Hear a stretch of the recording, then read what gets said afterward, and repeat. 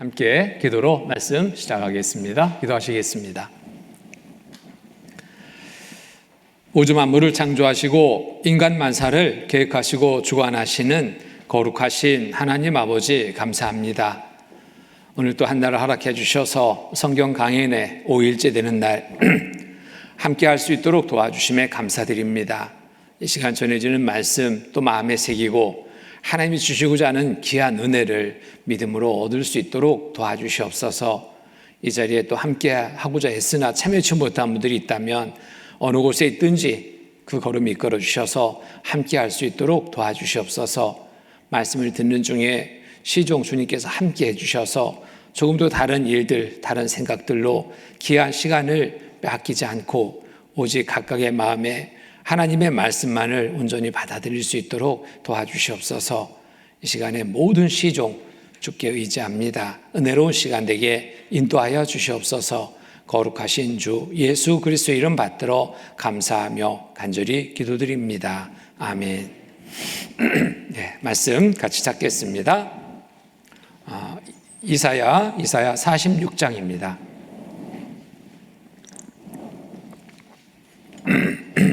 이사야 46장 9절 10절 같이 읽겠습니다. 46장 9절 10절 같이 읽겠습니다. 너희는 옛적 일을 기억하라. 나는 하나님이라. 나 외에 다른 이가 없느니라. 나는 나 같은 이가 없느니라. 내가 종말을 처음부터 고하며 아직 이루지 아니한 일을 옛적부터 보이고 이르기를 나의 모략이 설 것이니 내가 나의 모든 기뻐하는 것을 이루리라 하였노라. 하나님 말씀을 통해서 하나님을 알게 되는 시간을 갖고 있습니다. 하나님이 어떠한 분인지 말씀을 알지 못할 때는 우리는 온전히 알지 못했습니다. 막연하게 알고 있던 하나님 말씀을 통해서 확실하게 알고 또 믿음을 갖게 되는 귀한 시간을 나누고 있습니다. 자, 말씀을 우리가 배우다 보니까 말씀대로 모든 것이 되어졌다라는 것을 알게 됐습니다. 기록된 말씀대로 역사가 이루어졌습니다. 기록된 말씀대로 만물이 창조됐습니다. 기록된 말씀대로 지금도 모든 역사는 하나님의 계획 속에 운행되고 있다는 것을 알 수 있습니다. 과거 역사가 그랬고 현재 역사가 그러고 앞으로 되어질 일 또한 성경에 기록된 대로 우리가 사는 이 시대에 다 나타나 있다는 것을 발견할 수 있었습니다. 하나님이 보시는 이 역사의 계획표 속에 우리가 살고 있는 시점을 살펴봤습니다. 우리가 살고 있는 시점은 바로 은혜 시대, 이방인의 시대, 은혜 시대의 끝부분에 처해 살고 있다는 것이 너무나 확실하게 드러났습니다. 어떻게 이것을 알 수 있었습니까? 말씀 통해서 기록된 말씀대로 마지막 때에 나타날 모든 징조들이 다 나타나 있다 하면 우리가 사는 이 시대는 분명해졌습니다. 은혜 시대 끝에 있을 징조가 나타났다면 끝에 살고 있다는 것이 너무나 확실한 겁니다. 자, 이 이후에 있을 일에 대해서도 성경에 또 기록되어 있습니다. 구원받은 그리스도인들, 은혜 시대에 하나님의 말씀을 통해서 구원받은 그리스도인들은 들임받아 올라가고 이 땅에는 7년 환란이 시작되게 됩니다. 전 세계적으로 동시에 있을 한 사건임을 말씀을 통해서 또 알 수 있습니다.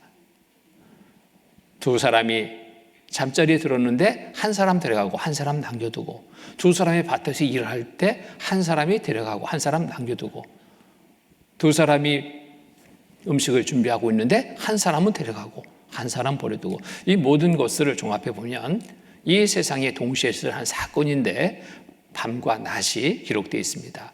우리가 지금 낮을 맞고 있다면 반대편은 밤입니다. 이 세상에 동시에 순간적으로 있을 사건인 것을 말씀을 통해 알 수 있습니다. 그 이후에는 이 세상은 순간 대혼란에 빠질 수밖에 없습니다. 여기저기 큰 사고들이 발생됐습니다. 많은 사람들이 없어졌기 때문에 모든 부분들 순간 마비된 상태가 될 겁니다. 이 일을 어떻게 해결할까? 전 세계 모든 사람들은 이제 정신을 차려 수습하려고 하는데 어느 한 나라, 어느 개인의 힘으로는 안 됩니다.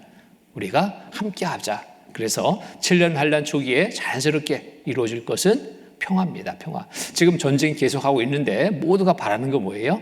휴전해라, 평화해라 그러잖아요. 근데 좀처럼 휴전이 안 이루어지고 평화가 안 이루어집니다. 그런데 이때는 전 세계적으로 동시에 있을 한 사건이기 때문에 모두가 같은 마음이 돼서 우리 지금 싸우고 있을 때가 아니다. 평화하자. 그래서 평화가 이루어지는데 이것도 성경에는 긴 영원한 평화가 아니라 7년간 기한부 평화가 있을 것이다 라고 말씀하고 있습니다. 그리고 또 이 문제 이제 해결해야 되는데 어떻게 해결할까? 머리를 맞대게 되는데 쉽게 해결될 수가 없습니다. 자, 여전히 각 나라가 존재하죠. 자국의 이익을 쫓아서 자기들의 주장을 내세우게 됩니다. 좀처럼 뭐 하나 일이 진행되지 않습니다. 그러면 한 사람이 필요하다. 그래서 세계 정부가 등장하고 그 세계 정부를 통치할 한 사람이 필요한 때 등장합니다. 성경에 기록된 대로 죽었다 살아나면서 놀라운 능력을 나타내 보일 때 모든 사람들은 그를 쫓게 될 수밖에 없습니다. 자, 저 사람이야말로 이 세상을 평화하게 이끌 사람이다. 여러 가지 산적한 문제들 시원시원하게 실제 해결합니다. 이를 쫓고 섬기게 됩니다. 그런데 이 사람 입에서 참담된 말을 하게 됩니다. 누가 이 짐승과 같으며 누가 이로 더불어 싸우려 하더라. 또 짐승이 큰 말과 참담된 말을 하는 입을 받고 또 42달 일할 권세를 받으리라. 이 참담된 말이라는 것은 성전에 앉아 내가 하나님이다 라고 말하는 겁니다. 어떻게 사람이 하나님이 될 수 있습니까? 이보다 더 참담된 말은 없습니다. 그런데 권세가 주어지는데 42달 일할 권세를 받으리라. 자, 7년 환란 후 3년 반 동안에 이 세상을 다스릴 권세를 받게 됩니다. 그런데 이 그리스도는 무슨 방법으로 세계를 다스리냐면 모든 사람 오른손과 이마에 표를 받게 해서 이 표를 가진 자 외에는 매매를 못하게 하고 살 수 없는 환경이 되게 되고 표를 받아야지 살 수 있다라고 해서 모든 사람에게 표를 받게 합니다. 자, 이 일에 대해서도 이미 성경에는 기록이 되어 있습니다. 이렇게 될 것이다. 요한계시록 13장 16절 18절 말씀 보면은 저가 모든 자 곧 작은 자나 큰 자나 부자나 빈궁한 자나 자유한 자나 종들로 그 오른손에나 이마에 표를 받게 하고 누구든지 이 표를 가진 자 외에는 매매를 못하게 하니 이 표는 짐승의 이름이나 그 이름의 수라. 지혜가 여기 있으니 총명 있는 자는 그 짐승의 수를 세어보라. 그 수는 사람의 수는 666이니라. 오른손과 이마에 받아야 될 표, 이 표는 이 숫자가 되어 있습니다. 666입니다. 이 표를 받고 살게 되는데, 자, 이 표는 이제 어떤 결과를 맞게 되느냐 하면 결국에는 지옥에 들어가는 표가 될 겁니다.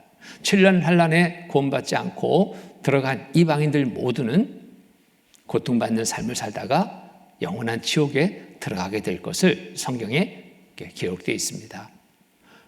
요한계시록 14장 9절 11절 말씀 보면은 또 다른 천사 곧 셋째가 그 뒤를 따라 큰 음성으로 가로되 만일 누구든지 짐승과 그의 우상에 경배하고 이마에나 손에 표를 받으면 그도 하나님의 진노의 포도주를 마시리니 그 진노의 잔에 섞인 것이 없이 부은 포도주라. 거룩한 천사들과 어린 양 앞에서 불과 유황으로 고난을 받으리니 그 고난의 연기가 세세토록 올라가리로다. 불과 유황의 고난받는 곳 지옥입니다. 이곳에 들어가서 세세토록 고통받는 삶을 살게 될 것이다. 짐승과 그의 우상에 경배하고 그 이름의 표를 받는 자는 누구든지 밤낮 쉼을 얻지 못하리라 하더라. 지옥입니다. 그런데 이 표, 우리가 지금 사는 이 시대에 표 다 준비되어 있습니다. 이렇게 준비되는 것을 봅니다. 여기 사고 팔고 못합니다. 표가 없으면. 그런 시대가 올 것이다. 이 경제 행위의 시작은 자급자족이었습니다. 그리고 좀 더 발전해서 물물 교환이 이루어졌습니다. 내가 필요한 거 물건 가지고 가서 바꿔 쓰는 물물 교환. 그런데 이것도 참 번거롭습니다. 힘듭니다. 그래서 화폐 제도가 등장했습니다. 참 편리하죠? 자, 그런데 이 화폐 제도의 문제점은 또 의조되는 것 때문에 또 골머리를 앓게 됩니다. 의조 안 되는 것 없다. 간별교도 두 손 번쩍 들 정도로 정교하게 만들어도 정교하게 의조하니 당할 수가 없는 거예요. 이 방법, 이것 때문에 참 혼란스러운데 이 방법 어떻게 해결할 방법이 없을까? 등장한 것이 그래서 카드입니다. 카드가 처음에 등장했을 때 많은 사람들이 이야 너무 좋다. 돈 뭉치 들고 다니지 않아도 카드 한 장 주머니에 넣으면은 세계 어느 곳에 가든지 다 통용되니까 얼마나 좋아요? 자, 카드 하나로 통하는 미래의 세계 마스터카드 너무너무 좋았습니다. 카드 없으면 지구를 떠나야 할 정도로 지금은 카드 대세입니다. 세계 어느 곳에 가든지 카드 한 장 들고 가면 돼요. 자, 그런데 문제가 뭐냐? 잘 쓰면 재테크, 잘못 쓰면 큰 낭패를 봅니다. 신용카드 사고가 늘게 됩니다. 가입자가 잃어버렸을 때는 그 주소 가지고 그것을 자기가 막 씁니다. 그러면은 누가 카드값을 내야 돼요? 그 주인이 내야 돼요, 주인이. 나는 쓰지도 않았는데 고지서를 받습니다. 돈 내라고. 은행에서 빠져나갔다고. 정말 난감하죠? 자, 이런 문제를 또 어떻게 해결할 수 있을까 찾아봅니다. 그런데 미국에서는 이런 제안을 하게 된 겁니다. 자, 불법 사용의 경우 결국 이런 사람이 갚아야 하는데 이 문제 해결 방법은 이렇게 하면 좋겠다. 한편 미국의 일부 카드 회사에서는 아예 사람의 이마나 손바닥에 카드 번호를 문신으로 새기는 방법이 연구되고 있다. 아예 이마나 손에 카드를 아예 삽입하자. 간단합니다. 칩을 넣으면 됩니다. 자, 666입니다. 바코드 시스템. 우리가 물건을 하나 사더라도 거기에 다 바코드가 찍혀 있습니다. 여러분들 다 보시죠? 막대 숫자입니다.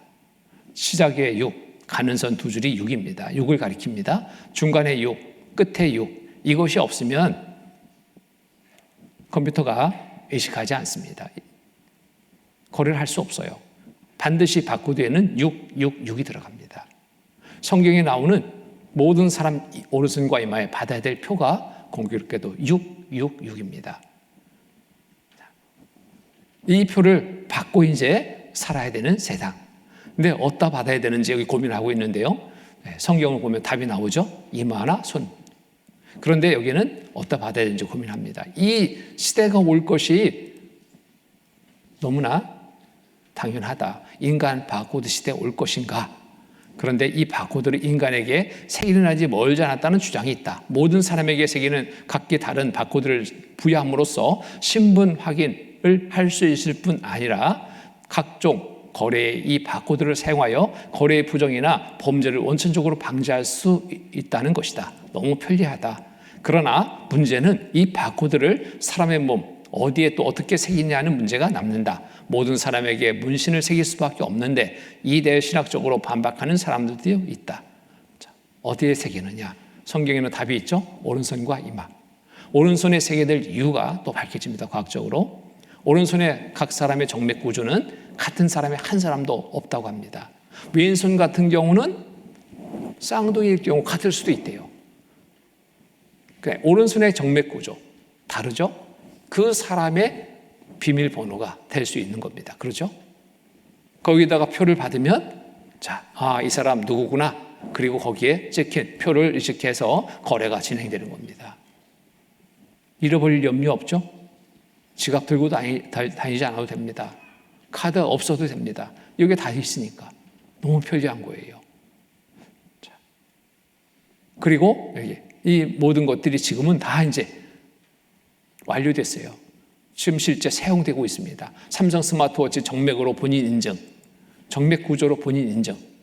그 사람의 비밀번호가 되는 겁니다. 눈, 이마는 이마 밑에 눈이 있습니다. 눈의 홍채는 각 사람 같은 사람이 한 사람도 없어요. 가족이라도 한 집에 살아도 홍채 찍어보면요, 다 달라요. 저도 찍어봤습니다. 제 것, 아내 것, 제 딸 것 다 틀려요. 한 집에 사는데 왜 틀릴까? 이 홍채가 그 사람의 비밀번호를 대신할 수 있는 겁니다. 한번 입력이 되면은 컴퓨터 앞에 서면 딱 인식하고 아무개 맞네? 이마에 받은 표 인식해서 거래가 시작되는 거예요. 다른 사람이 다 다르죠? 같은 사람 하나도 없습니다. 자, 이것도 준비는 끝났습니다. 삼성 갤럭시 S5의 홍채 인식 센서. 저도 홍채 인식 센서를 씁니다. 핸드폰에 홍채 인식 저장해 놨어요. 그럼 앞에 대면 인식하고 지가 열어줘요. 비밀번호, 뭐 패턴 이런 거 필요 없습니다.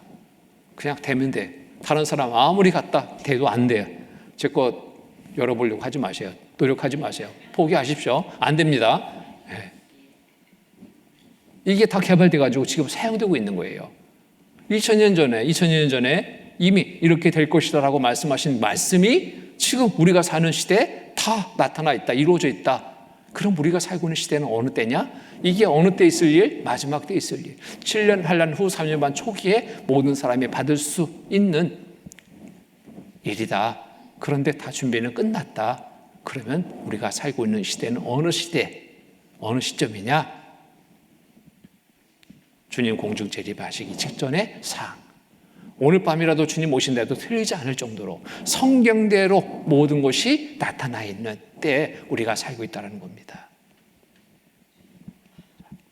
이렇게 해서 이제는 외국에 갈 때요, 여권 꺼낼 필요도 없대요. 이게 이제 지금 실현되고 있습니다. 인천공항 안면인식 도입. 그냥 얼굴만 대면은 통과. 아무개 이미 다 저장이 돼 있어요. 외국에 갈 때 요즘에 안면 인식을 참 많이 합니다.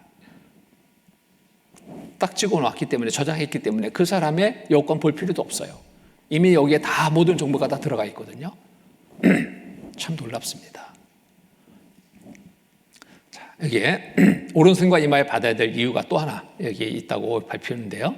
전자태그 칩이 발전하면서 생체 칩이 된다. 미국 버클리 캘리포니아 대학의 연구진은 2000년 2월 인체세포를 전자칩 회로와 결합시킨 생체 칩을 개발했다고 발표했다.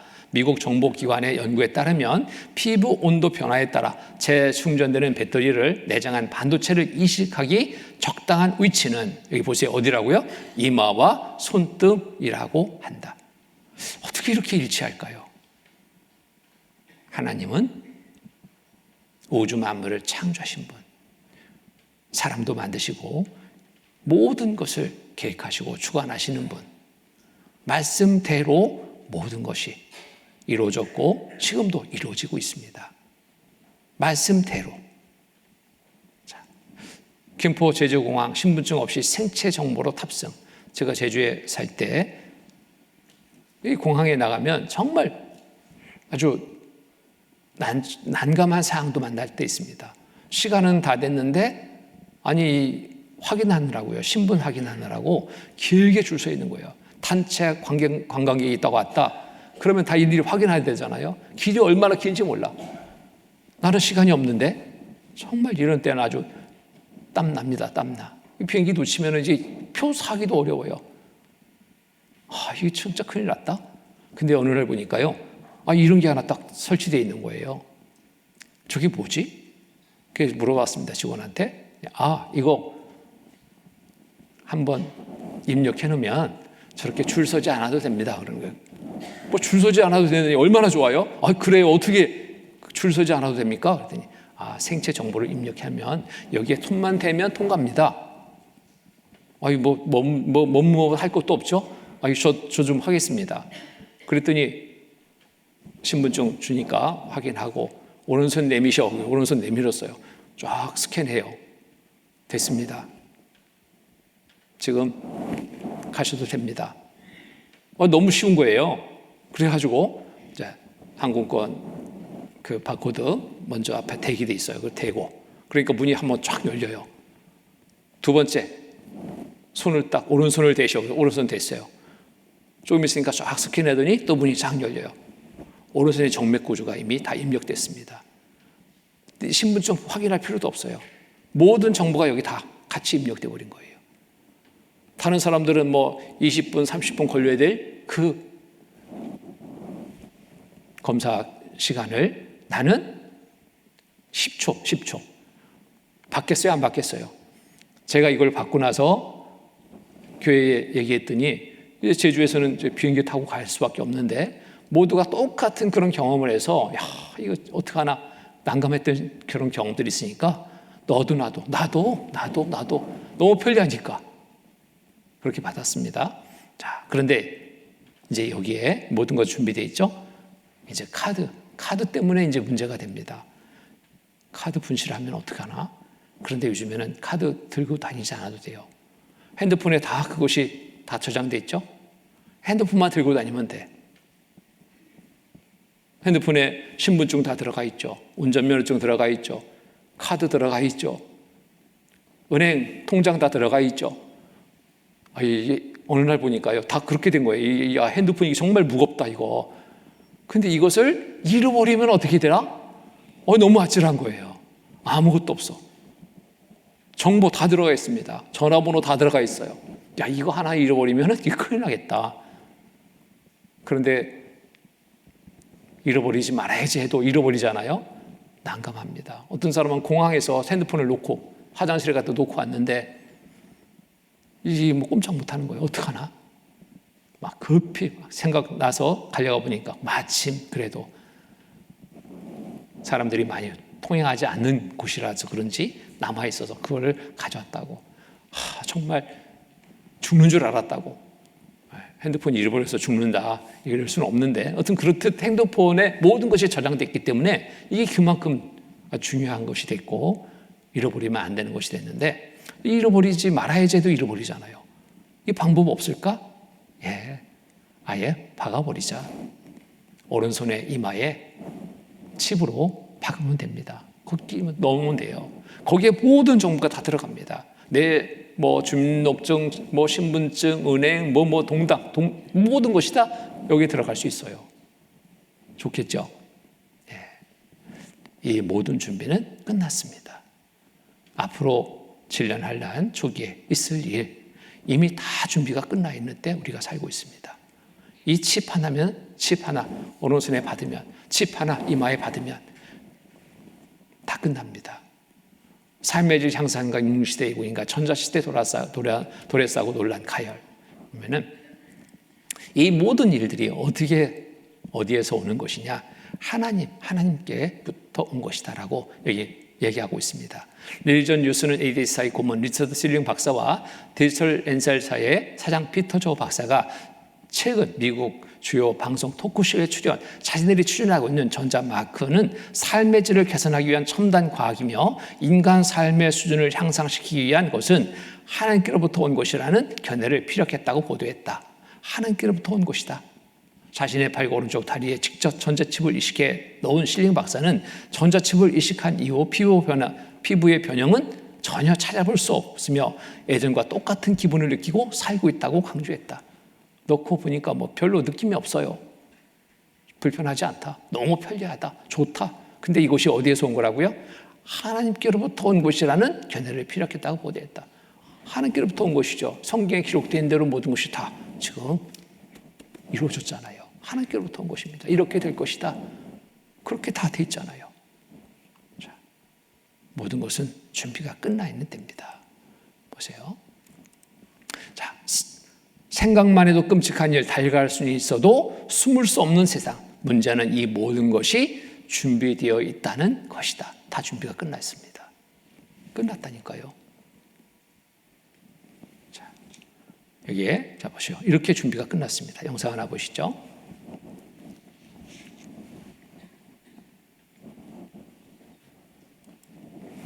소리가 안 나네요. 방송실.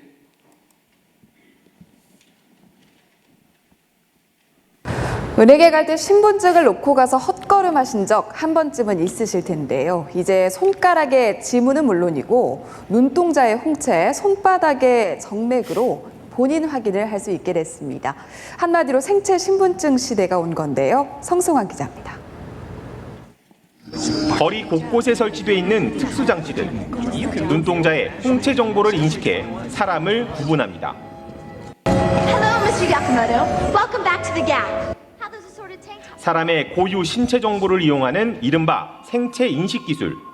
더 이상 공상과학 영화 속 이야기가 아닙니다. 한시중은행은 신분증 대신 이 홍채 정보를 통해 본인이 맞는지 확인하는 핀테크 기술을 적용했습니다. 홍채는 모양이 평생 변하지 않고 다른 사람과 같을 확률이 0%에 가깝다는 점에 착안한 겁니다. 최근 예비인가가 난 인터넷 전문은행 K뱅크도 홍채 인식 시스템 도입을 준비하고 있습니다. 또 다른 은행은 본인 인증 수단으로 손바닥에 있는 정맥 모양을 이용하는 첨단 금융 서비스를 선보였습니다.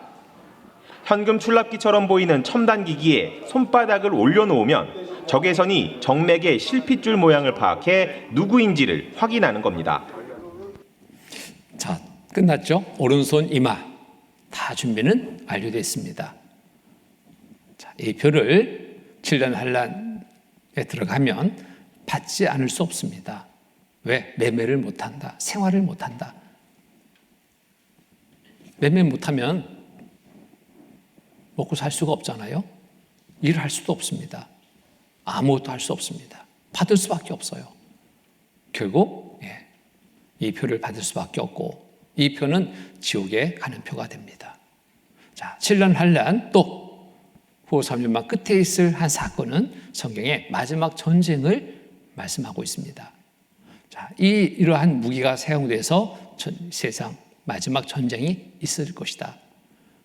자, 최근에 러시아, 우크라이나 또 이스라엘 중심으로 그 중동의 전쟁. 자, 그런데 심심치 않게 무슨 얘기가 나와요? 3차 세계대전 오늘 합니다. 이 전쟁에 사용될 무기는 어떤 무기? 핵무기. 마지막 전쟁에 이 무기가 사용될 겁니다. 성경에는 이런 무기 사용에 대해서 이미 예언하고 있습니다. 스가랴서 14장 12절 말씀 보면은 예루살렘을 친 모든 백성에게 여호와께서 내리실 재앙이 이르하니 곧 섰을 때 그 살이 썩으며 그 눈이 구멍이 썩어서 썩으며 그 혀가 입속에서 썩을 것이요. 지금까지 이런 무기 없었죠? 섰을 때 살이 썩어요. 눈이 구멍 속에서 혀가 입속에서.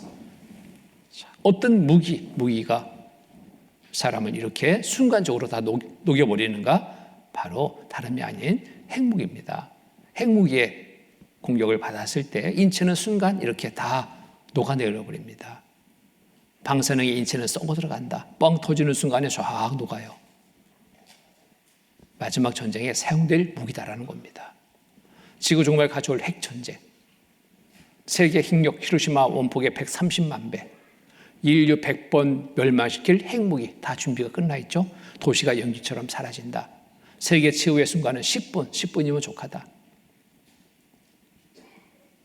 넉넉히 그런데 준비가 끝났습니다.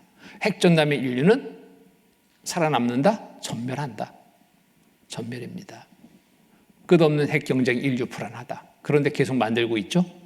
더 추가적으로 만들고 있습니다. 미국의 새 핵포탄 개발됐는데 깊은 지하 벙커까지 파괴가 가능하다.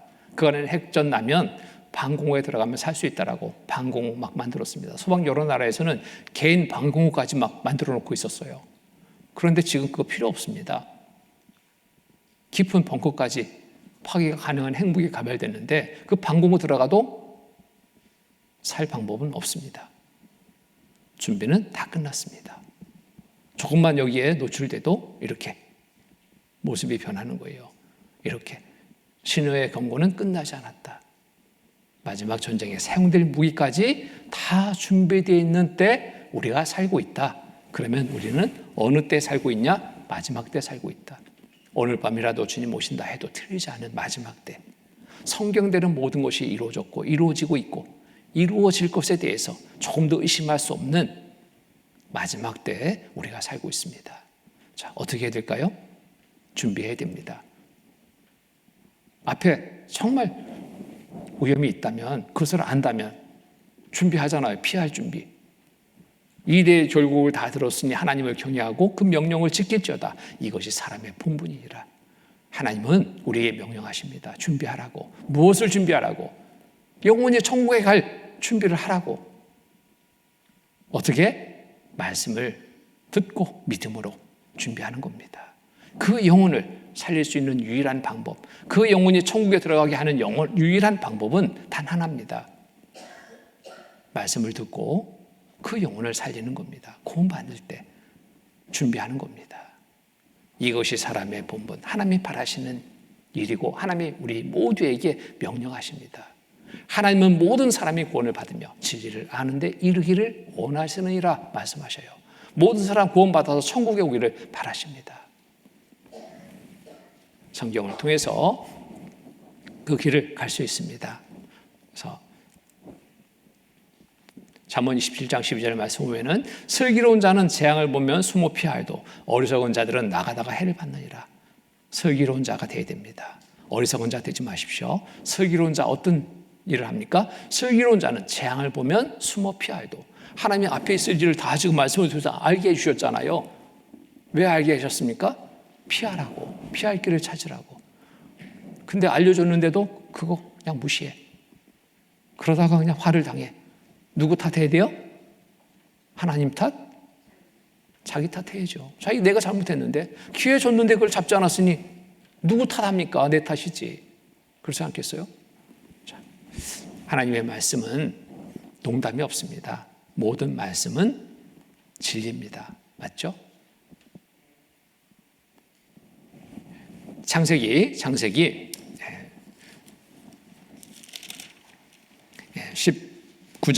창세기 19장 12절로 12절, 창세기 19장 12절로 14절 말씀입니다. 여기 찾았으니까요. 보시죠. 제가 읽겠습니다. 그 사람들이 노새에게 이르되 이 외에 네게 속한 자가 또 있느냐? 네 사이나 자녀나 성중에 네게 속한 자들을 다 밖으로 끌어내라. 그들에 대하여 부르짖음이 여호와 앞에 크므로 여호와께서 우리로 이곳을 멸하러 보내셨나니 우리가 멸하리라. 여기 14절 같이 읽겠습니다. 롯이 나가서 그 딸들과 정혼한 사이에게 고하여 이르되 여호와께서 이 성을 멸하실 터이니 너희는 일어나 이곳에서 떠나라 하되 그 사이들이 농담으로 여겼더라. 살 수 있는 기회를 줬는데 이 사이들, 롯의 사이들은 농담으로 여겼어요. 소돔 고모라 성이 불비가 내려가지고 멸망당하기 직전 하나님이 기회를 줬습니다. 롯에게 내 가족들이 이끌고 나가라. 롯은 자녀에게 또 정혼한 사위들에게 얘기했습니다. 하나님이 이렇게 심판하신다니 빨리 같이 나가자. 사위들 뭐라고요? 그 사위들이 농담으로 여겼더라. 롯의 말을 하나님이 기회 주시는데 그 말을 농담으로 여겼습니다. 어떻게 됐을까요? 농담으로 여겼습니다. 어떻게 됐을까요? 말씀대로 이루어졌습니다. 누가 잘못됐을까요? 자, 여호와께서 하늘 곧 여호와께로서 불과 유황을 비같이 소돔 고모라에 내리사 그 성들과 온 들과 성에 거하는 모든 백성과 땅에 난 것을 다 엎어 멸하셨더라. 롯의 아내는 뒤를 돌아본 거로 소금 기둥이 되었더라. 농담으로 여긴 그 사이들 다 불타 죽었습니다. 우리에게 하나님은 지금 기회를 주고 계십니다. 성경은 사실입니다. 성경에 기록된 대로 모든 것은 이루어졌고 이루어지고 있고 이루어질 것에 대해 분명합니다. 성경에 개인의 운명 어떻게 기록되었나? 우리 개인의 운명도 기록됐습니다. 이렇게 태어나서 이렇게 살다 이렇게 죽을 것이다. 그리고 그 이후에 세계에 대해서도 삶에 대해서도 기록해 있습니다. 영원한 천국, 영원한 지옥. 모든 말씀이 맞는데 천국에 관한 말씀이 거짓되고 지옥에 관한 말씀이 거짓될까요? 그럴 수 없습니다. 성경 어느 한 말씀도 거짓된 말씀은 없어요. 빼고 더하고 할 것도 없습니다. 말씀 그대로 모든 것 이루어졌고 말씀 그대로 모든 것 이루어질 것이 너무나 분명한 사실입니다.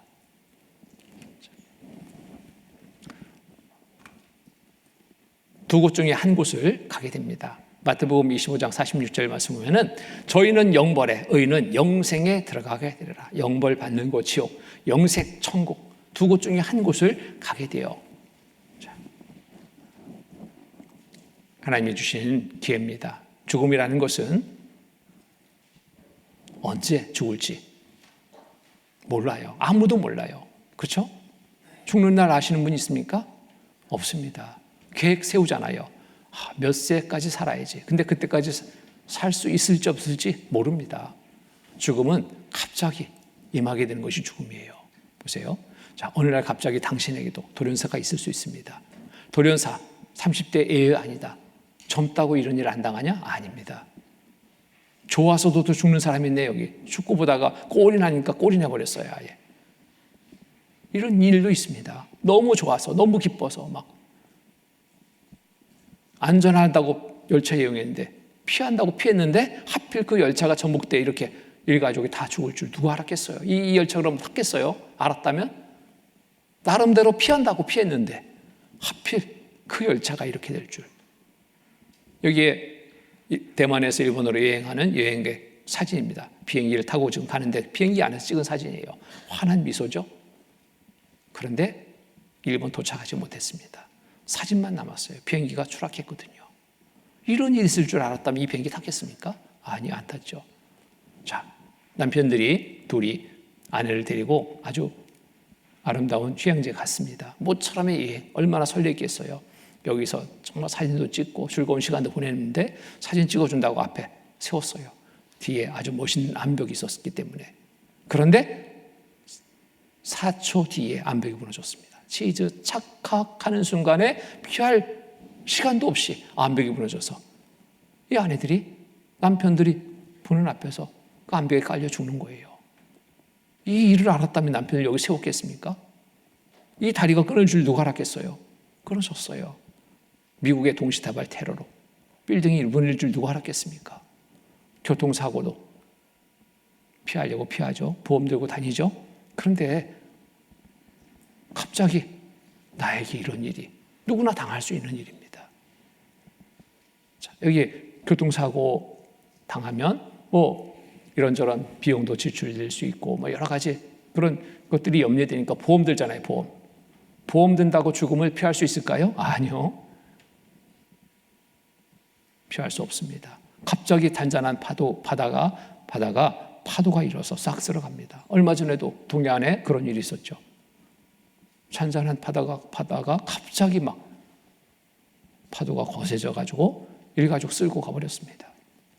자, 이 배 이럴 줄 알았으면 안 탔겠죠. 피한다고 피하는데 못 피한 거예요. 자식, 부모 순서 바뀔 수도 있습니다. 세상에 어찌 이런 일이. 어린 자식이 엄마보다 먼저 죽음을 맞았어요. 죽음은 누구에게나 있는 일입니다. 이 할아버지가 먼저 돌아가실 것처럼 생각하지만 이 아이가 먼저 죽을 수 있는 거예요. 죽음의 순서 없거든요. 내가 정하는 게 아니에요. 자, 기회가 주어졌을 때 기회를 잡아야 됩니다. 죽음의 두려움 피하려면 유일한 한 방법밖에 없습니다. 죽음 이후에 갈 길을 준비하면 돼요. 영원한 천국으로. 예수 믿으면서 준비할 수 있습니다. 예수 믿으세요. 지금 바쁘니. 그런데 많은 사람들은 현재의 일로 인해서 이 중요한 일을 뒤로 미뤄요. 보세요. 미루다가 어떻게 되는지. 예수 영접하세요. 가서 권했습니다. 말씀 한번 듣고 준비하자고. 지금 바빠요. 다 놓고 갈 일, 세상 일에 바빠가지고요. 중요한 저 자신의 중요한 일을 찾지 못하는 거예요. 어리석게. 지금 바빠요. 너무 바빠요. 세상 일은 끝납니까? 끝이 안 나요. 예수님 믿으세요. 가봤습니다. 바쁜 일 좀 내가 끝내고 믿겠다고. 막 귀찮아서 이제 한마디 합니다. 내가 정말 바쁜데 이 바쁜 일 끝내고 내가 한번 들어주겠다고. 무슨 뭐 20시듯이. 그런 분들이 있죠. 그러다가 여기 오신 분들도 있을 거예요. 잘 오신 거예요. 어쨌든. 그런데 이 사람에게 또 갔습니다. 예수 믿으세요. 그러니까 가보니까 바쁘다고 먼저 가셨대. 어디 가셨어요? 준비하지 않고 가면 어디 가겠어요? 지옥에. 너무너무 참 안타깝잖아요. 기회가 주어졌는데 기회를 잡지 못한 겁니다. 왜 이 기회를 잡지 않는가 보니까요. 나름 이렇게 생각하니까 기회를 안 잡아요. 죽음을 잠처럼 생각하지 않아요. 나는 건강한데 뭐 그런 게 필요하다고. 나는 가진 것도 많어. 배운 것도 많어. 이 세상에서 잘 살고 잘 먹고 있는데 뭔 또 준비하라고. 그런 거 필요 없어. 무슨 생명줄이 필요하다는 거야. 나 필요 없어. 뭐 말씀 듣고 구원받으라고. 나 그런 거 필요 없어. 그러나 기억하십시오. 자, 이 사람이 어디에서 큰 소리 찾는가 봤더니요. 물 밖에 잠시 나와 있는 고래정에 서가지고 큰 소리 치고 있는 거예요. 이 고래가 계속 물 밖에서 생활합니까? 아니요. 들어가는 날이 있거든요. 참수해야 돼요. 고래는 물속으로 들어가야 돼요. 잠깐 나와 있는 건데 이걸 모르는 거예요. 착각하고 있는 거예요. 이 세상에 살아가는 삶이 우리 모두에게는 잠깐의 삶입니다. 그렇지 않아요? 우리에게 중요한 것은 이 세상의 잠깐의 삶이 중요한 것이 아니라 영원한 삶이 중요한 거예요. 영원한 삶이 중요한 겁니다. 잠깐의 삶을 우리에게 허락하신 이유가 있어요. 잠깐 사는 동안 성경을 통해서 하나님을 알고 믿고 영원한 삶을 준비하라고 그 기회를 주고 있는데 이것을 모르는 거예요. 자기의 생각 속에 잡혀 있습니다. 하나님의 말씀을 통해서 이 생각 바꿔야 됩니다. 그래, 준비하고 살자. 바꿔야 돼요. 내일을 준비했다면, 좋은 날로 준비했다면 오늘 고생스러운 삶도 이겨요. 그렇죠. 우리가 아파트 입주 이제 곧 얼마 안 남았어. 다 이제 잔금까지 치르고 이제 들어간 날이 이제 한 달 후면 들어가. 그러면 어떻게 돼요? 지금은 임시로 거처에 살고 있어요. 방 한 칸 빌려가지고 임시로 아파트가 지어지는 거 보면서 어때 마음이? 이 임시의 거처가 불편해요? 안 불편해요? 안 불편해요. 여기서 영원히 산다라고 생각하면 너무너무 불편한 곳인데 잠시 후에 저 좋은 아파트에 입주할 날 그 약속돼 있다면 이 자리가 불편하지 않습니다. 우리의 삶은 잠시 불편한 거처에 사는 것과 같아요. 우리의 영원한 천국의 삶은 영원한 평안입니다. 그것을 준비해 놓고 이상 산다면 이 세상의 모든 일들이 별거 아니거든요. 힘든 일이 이길 수 있는 거예요. 그런데 이것이 준비되지 않았을 때는 항상 불안하거든요. 죽음의 두려움 있습니다. 그런데 준비된 자는 죽음의 두려움이 아니라 오히려 죽음은 기쁨의 날이 될 수 있어요. 영원한 천국에 들어갈 그 날이니까 그 날을 기다립니다. 때가 되면 알게 될 것입니다. 죽음 직전 알게 돼도 기회는 잡지 못합니다. 안타까운 모습이에요. 지금 이 시간 주었을 때 기회를 잡는 겁니다. 대저 사람은 자기 시기를 알지 못하나니 물고기가 재앙의 그물에 걸리고 새가 올매에 걸린 같이 인생도 재앙의 날이 호련히 마면 거기 걸리니라. 나는 아니야. 그럴 수 있는 사람 한 사람도 없습니다. 어떻게 걸릴지 몰라요. 새가 그물에 걸리고 싶어서 걸립니까? 물고기가 그물에 걸리고 싶어서 걸립니까? 아니요. 피하려고 피하는데 걸리는 거예요. 안전하다고 열차에 응했는데 그 열차가 전복될 줄 누가 알았겠어요? 그렇습니다. 인생은 준비하고 살아야 됩니다. 죽음을 준비해야 됩니다. 성경은 사실입니다.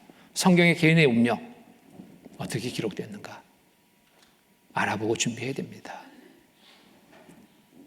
한 번 죽는 것은 사람에게 정하신 것이요 그 후에는 심판이 있습니다. 심판받고 영원한 지옥에 들어갈 삶이 되지 않도록 준비해야 됩니다. 지금 죽으면 나는 어디로 갈까 한번 생각해 봐야 돼요. 남의 일처럼 생각하지 말고 하나님 앞에 양심으로 여러분 자신 생각해 보십시오. 나 지금 죽으면 어디 가지? 내 양심은 말할 겁니다.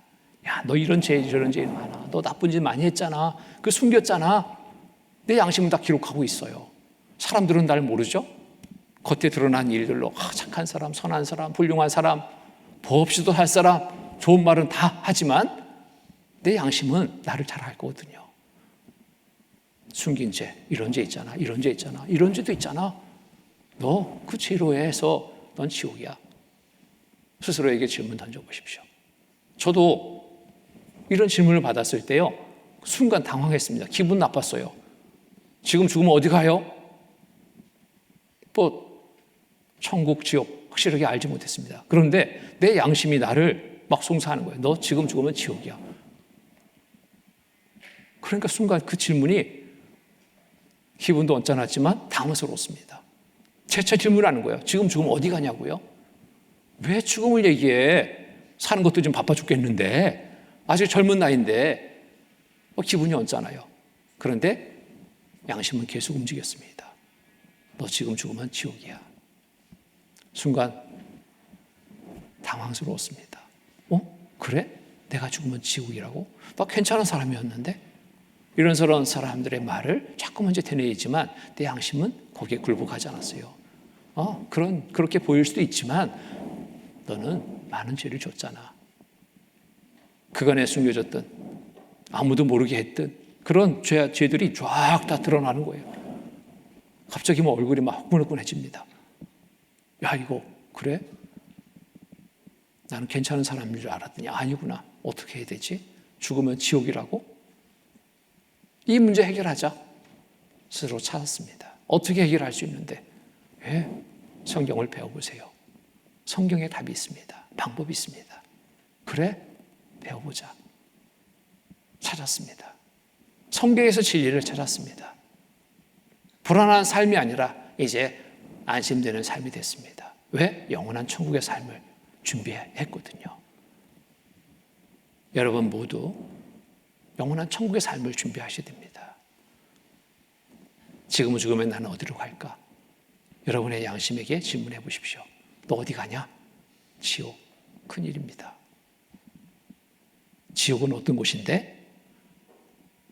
지옥은 이런 곳입니다. 지옥의 특징이 있습니다. 성경에 여기저기 많이 기록되어 있습니다. 지옥에 대해서. 꺼지지 않는 불이다. 불이 안 꺼진대요.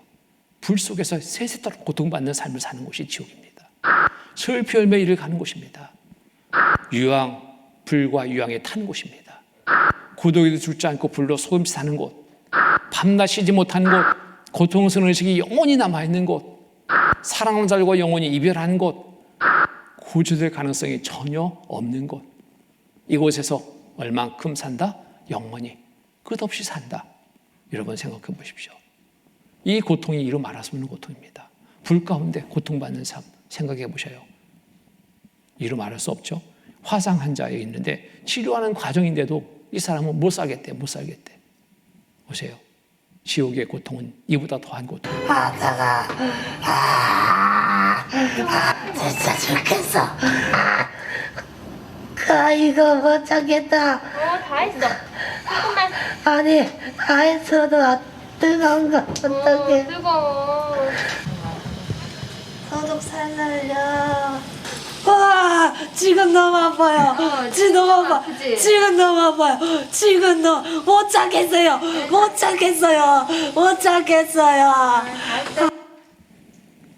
치료하는 과정인데도 이 고통을 못 참겠대요. 지옥은 치료 없습니다. 그냥 고통받는 곳이에요. 세세토록 영원히. 이곳에 들어가면 되겠습니까? 안 되죠. 이곳에 들어가지 말아야 됩니다. 죽으면 천국 아니면 지옥입니다. 지옥 아니면 천국입니다. 이곳에 들어가지 않기 위해서는 천국에 들어갈 삶을 준비해야 돼요. 천국은 어떤 곳이냐고요? 이런 곳입니다. 이곳에 같이 가시자니까요. 천국의 특징이 있습니다. 요한계시록 21장 3절에 보면은 하나님이 함께 거하는 곳입니다. 하나님이 함께 거하는 곳, 좋은 곳일까요? 나쁜 곳일까요? 이곳에는 눈물이 없습니다. 사망이 없습니다. 애통하는 것, 곡하는 것, 아픈 것 없습니다. 무엇이 있을까요? 영원한 기쁨만이 있는 곳, 즐거움만이 있는 곳, 찬송만이 있는 곳. 이곳이 천국이에요. 이곳에 가시자니까. 12가지 보석으로 꾸며진 집에 살아요. 12가지 보석. 여러분 이런 집 보셨어요? 세상에? 아무리 부잣집도 이렇게 12가지 보석으로 꾸며진 집은 없습니다. 12진주문의 길은 맑은 유리 같은 정금이 되라. 이 길이 금으로 깔려있대. 금으로. 도록 포장재가 금. 이런 집, 이런 곳 보셨어요? 천국입니다. 이곳에 가셔야 됩니다. 지옥이 아닌 천국에 계세요. 지옥과 천국. 나는 지금 죽으면 어디로 갈까? 지옥 아닌 천국 갈 수 있게 준비해야 됩니다. 자, 어떻게 준비해야 될까요? 말씀을 잘 들으면 됩니다. 고집. 여러분 생각 내려놓고 말씀을 잘 들으시면 됩니다. 로마서 2장 5절 같이 읽겠습니다. 다만 내 고집과 해개치 아니한 마음을 따라 진노의 날 곧 하나님의 의로우신 판단이 나타나는 그날에 이 말 진노를 내게 쌓는도다. 고집 부리지 마셔야 돼요. 회개하셔야 됩니다. 스스로 나는 괜찮은 사람, 이런 착각하지 마셔야 돼요. 솔직해져야 됩니다. 하나님은 다 아시거든요. 다 아시는 하나님 앞에 솔직하게 내가 지금 죽으면 지옥 가게 됐습니다. 하나님, 나 천국 가게 좀 해주십시오. 이런 간절한 마음이 있어야 돼요. 간절한 마음. 자, 천국에 가려면 어떻게 갈 수 있습니까? 하나님, 도와주십시오. 저에게 천국 갈 수 있도록 도와주십시오. 이런 마음 가지셔야 돼요. 자, 천국에 어떻게 가느냐? 하나님의 뜻대로 향하면 천국에 갈 수 있다라고 말씀하십니다. 마태복음 7장 21절에 보면은 나더러 주여 주여 하는 자마다 천국에 다 들어갈 것이 아니요 다만 하늘에 계신 내 아버지 뜻대로 행하는 자라 들어가리라. 여기에 나더러 주여 주여 하는 자마다, 주님 주님 부르는 자, 어떤 자들? 교회 다니는 사람들, 이런 자들 다 천국 간다. 교회당 한 번만 가도 천국 간다. 얼마나 좋겠어요. 그런데 주여 주여 하는 자마다 천국에 다 들어갈 것이 아니오라고 했습니다. 아니오. 어떤 사람이 그럼 천국 갑니까? 다만 하늘에 계신 내 아버지의 뜻대로 행하는 자라야 들어가리라. 아버지의 뜻대로 행하는 자. 아버지의 뜻대로 행하는 자가 천국 간다 했으니까 아버지의 뜻이 무엇인지 알아야지 뜻대로 행하게 되죠. 천국에 들어갈 아버지의 뜻은 뭡니까? 자, 많은 사람들은 이런 생각, 나름대로의 생각을 가지고 있습니다. 교회 출석 잘하는 게 아버지 뜻 아닐까요? 천국에 갈 수 있지 않을까요? 내가 교회 몇십 년 다녔는데 현금 내 많이 했습니다. 이게 아버지 뜻이 아닐까요? 천국에 갈 수 있는 길. 봉사 많이 했습니다. 기도 많이 했습니다. 착한 일도 많이 했습니다. 열심히 믿으려고 했습니다. 이게 아버지 뜻 아닙니까? 선지자 노릇하고 귀신 쫓아내고 많은 권능도 행했습니다. 아버지 뜻 아닙니까? 하나님은 뭐라 하시는지 보세요. 내 나름대로 이것이 아버지의 뜻 하면 안 됩니다. 그것으로 행하면 안 돼요. 성경을 통해서 아버지 뜻이 무엇인지 알고 행하는 자가 되어야 됩니다. 마태복음 7장 22절 23절에 보면은 그날에 많은 사람이 나더러 이르되 주여 주여 우리가 주의 이름으로 선지자 노릇하며, 선지자는 뭐예요? 앞서 말씀을 전하는 자입니다. 목사, 교사, 전도사 했습니다. 하나님의 이름으로 내가 한다고. 주의 이름으로 또 귀신을 쫓아냈습니다. 귀신 쫓아냈어요. 사람들은 막 놀라죠. 야, 능력의 사자 막 쫓았을 겁니다. 주의 이름으로 많은 권능도 행했습니다. 병자도 고쳐요. 막 절뚝발이로 막 일어서게 하고 굽은 자 펴고, 사람들은 막 야, 대단하다, 대단한 능력자다. 누구의 이름으로 했다고요? 주의 이름으로. 이렇게 했다는 거예요. 그러니 나 천국 갈 수 있지 않습니까? 그런데 보세요. 23절에 그때 내가 저에게 밝히 말하되, 이렇게 주장하는 자들에게 하나님이 밝히 말씀하십니다.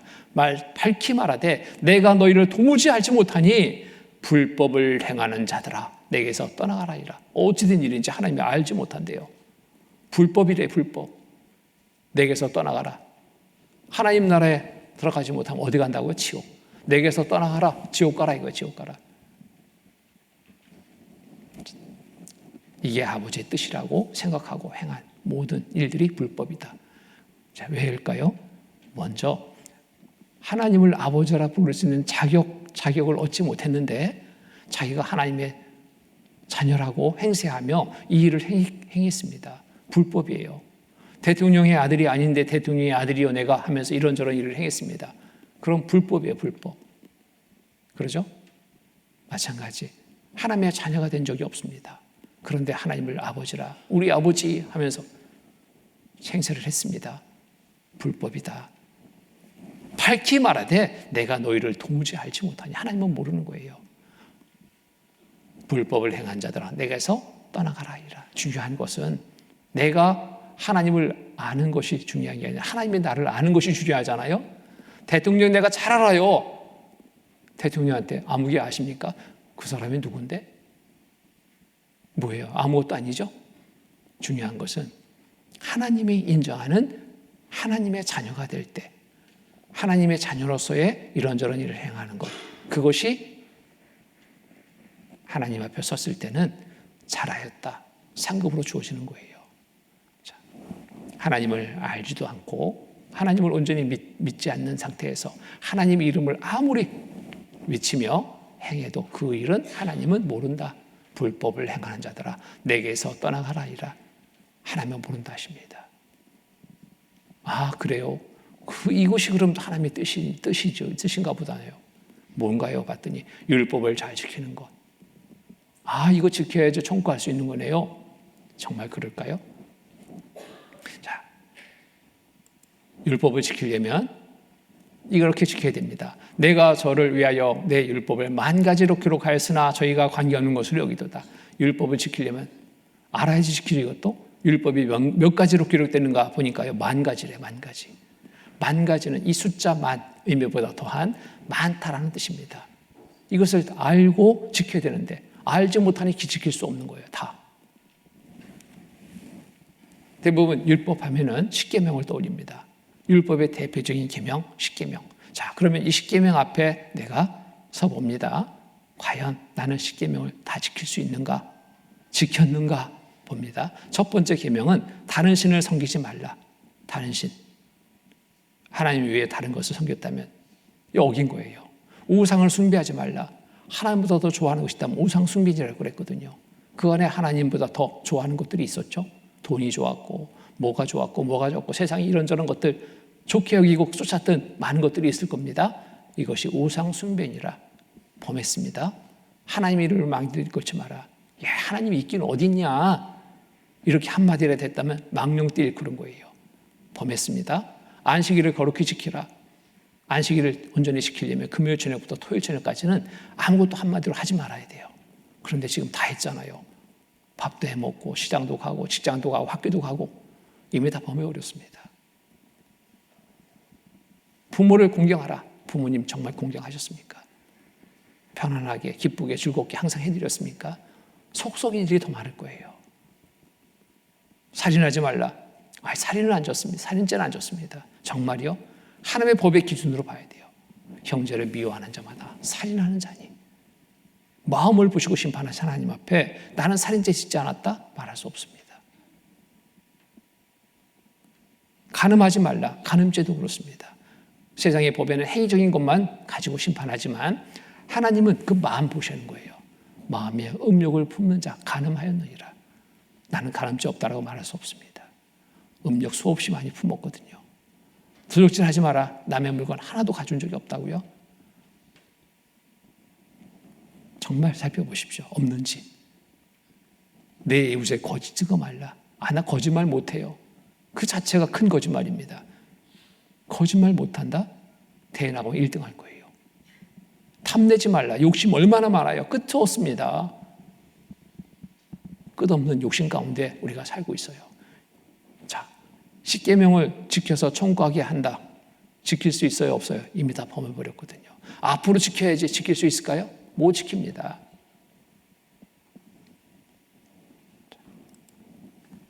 십계명을 지켜서 청구하려고 한다면 이 사람은 저주다. 저주, 지옥이다.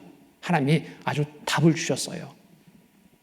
무릇 율법 행위에 속한 자들은 저주에 있나니 기록된 바 누구든지 율법적에 기록된 대로 온갖 일을 항상 행하지 아니하는 자는 저주 아래에 있는 자라 하였습니다. 지키려면 다 지켜야 된다. 하나라도 어기면 안 된다. 이렇게 지킬 수 있을까요? 십계명도 제대로 다 못 지키는데 율법을 10,000가지나 되는 율법을 어떻게 다 지켜요? 알지도 못하는데. 그러니 저주다, 지옥이다. 이것을 지켜서 청구하려고 한다면 그 사람은 지옥이다, 지옥. 천국 못 가고 지옥이다. 분명하게 말씀하셔요. 자, 하나라도 어기면 모두 범한자가 된다. 지키려면 다 지켜야 되는데 하나라도 어기면 다 범한자가 된다. 야고보서 2장 10절 11절 보면 누구든지 온 율법을 지키다가 그 하나에 거치면 모두 범한 자가 되나니 간음하지 말라 하시니가 또한 살인하지 말라 하셨은즉 네가 비록 간음하지 아니하여도 살인하면 율법을 범한 자가 되느니라. 이렇게.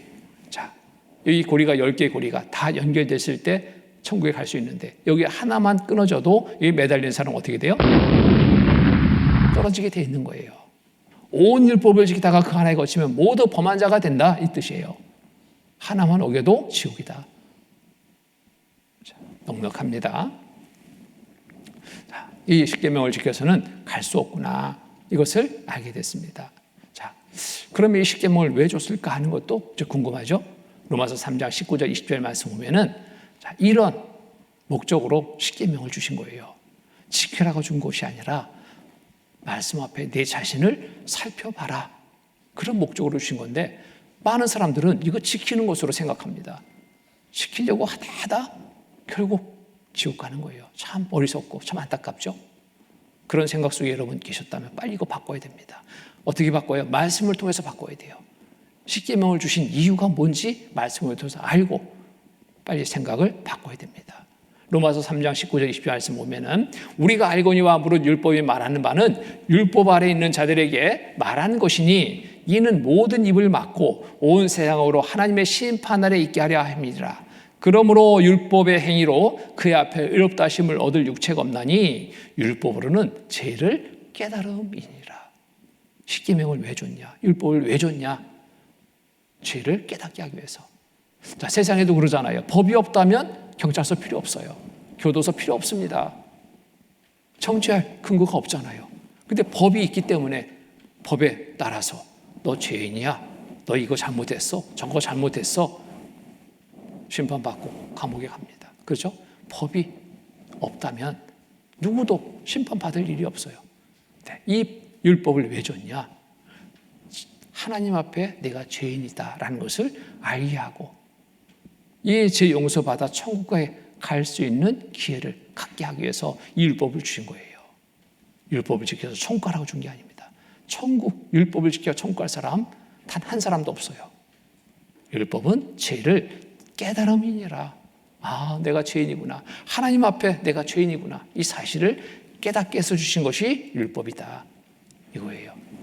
율법을 잘 지켜서 못 지킵니다. 이미 다 범해버렸어요. 자, 이게 하나님의 뜻이 아니다. 이거 빨리 이제 알아야 되고 포기해야 됩니다. 이 길로는 못 가는구나. 그럼 하나님의 뜻대로 행하는 것이 뭘까요? 자, 하나님의 뜻대로 행해야지 천국 간다. 알아보니까 이렇게 행하는 것들은 천국 갈 수 있는 방법이 아니다라는 게 확실해졌습니다. 내가 열심히 무엇을 해서 못 간다.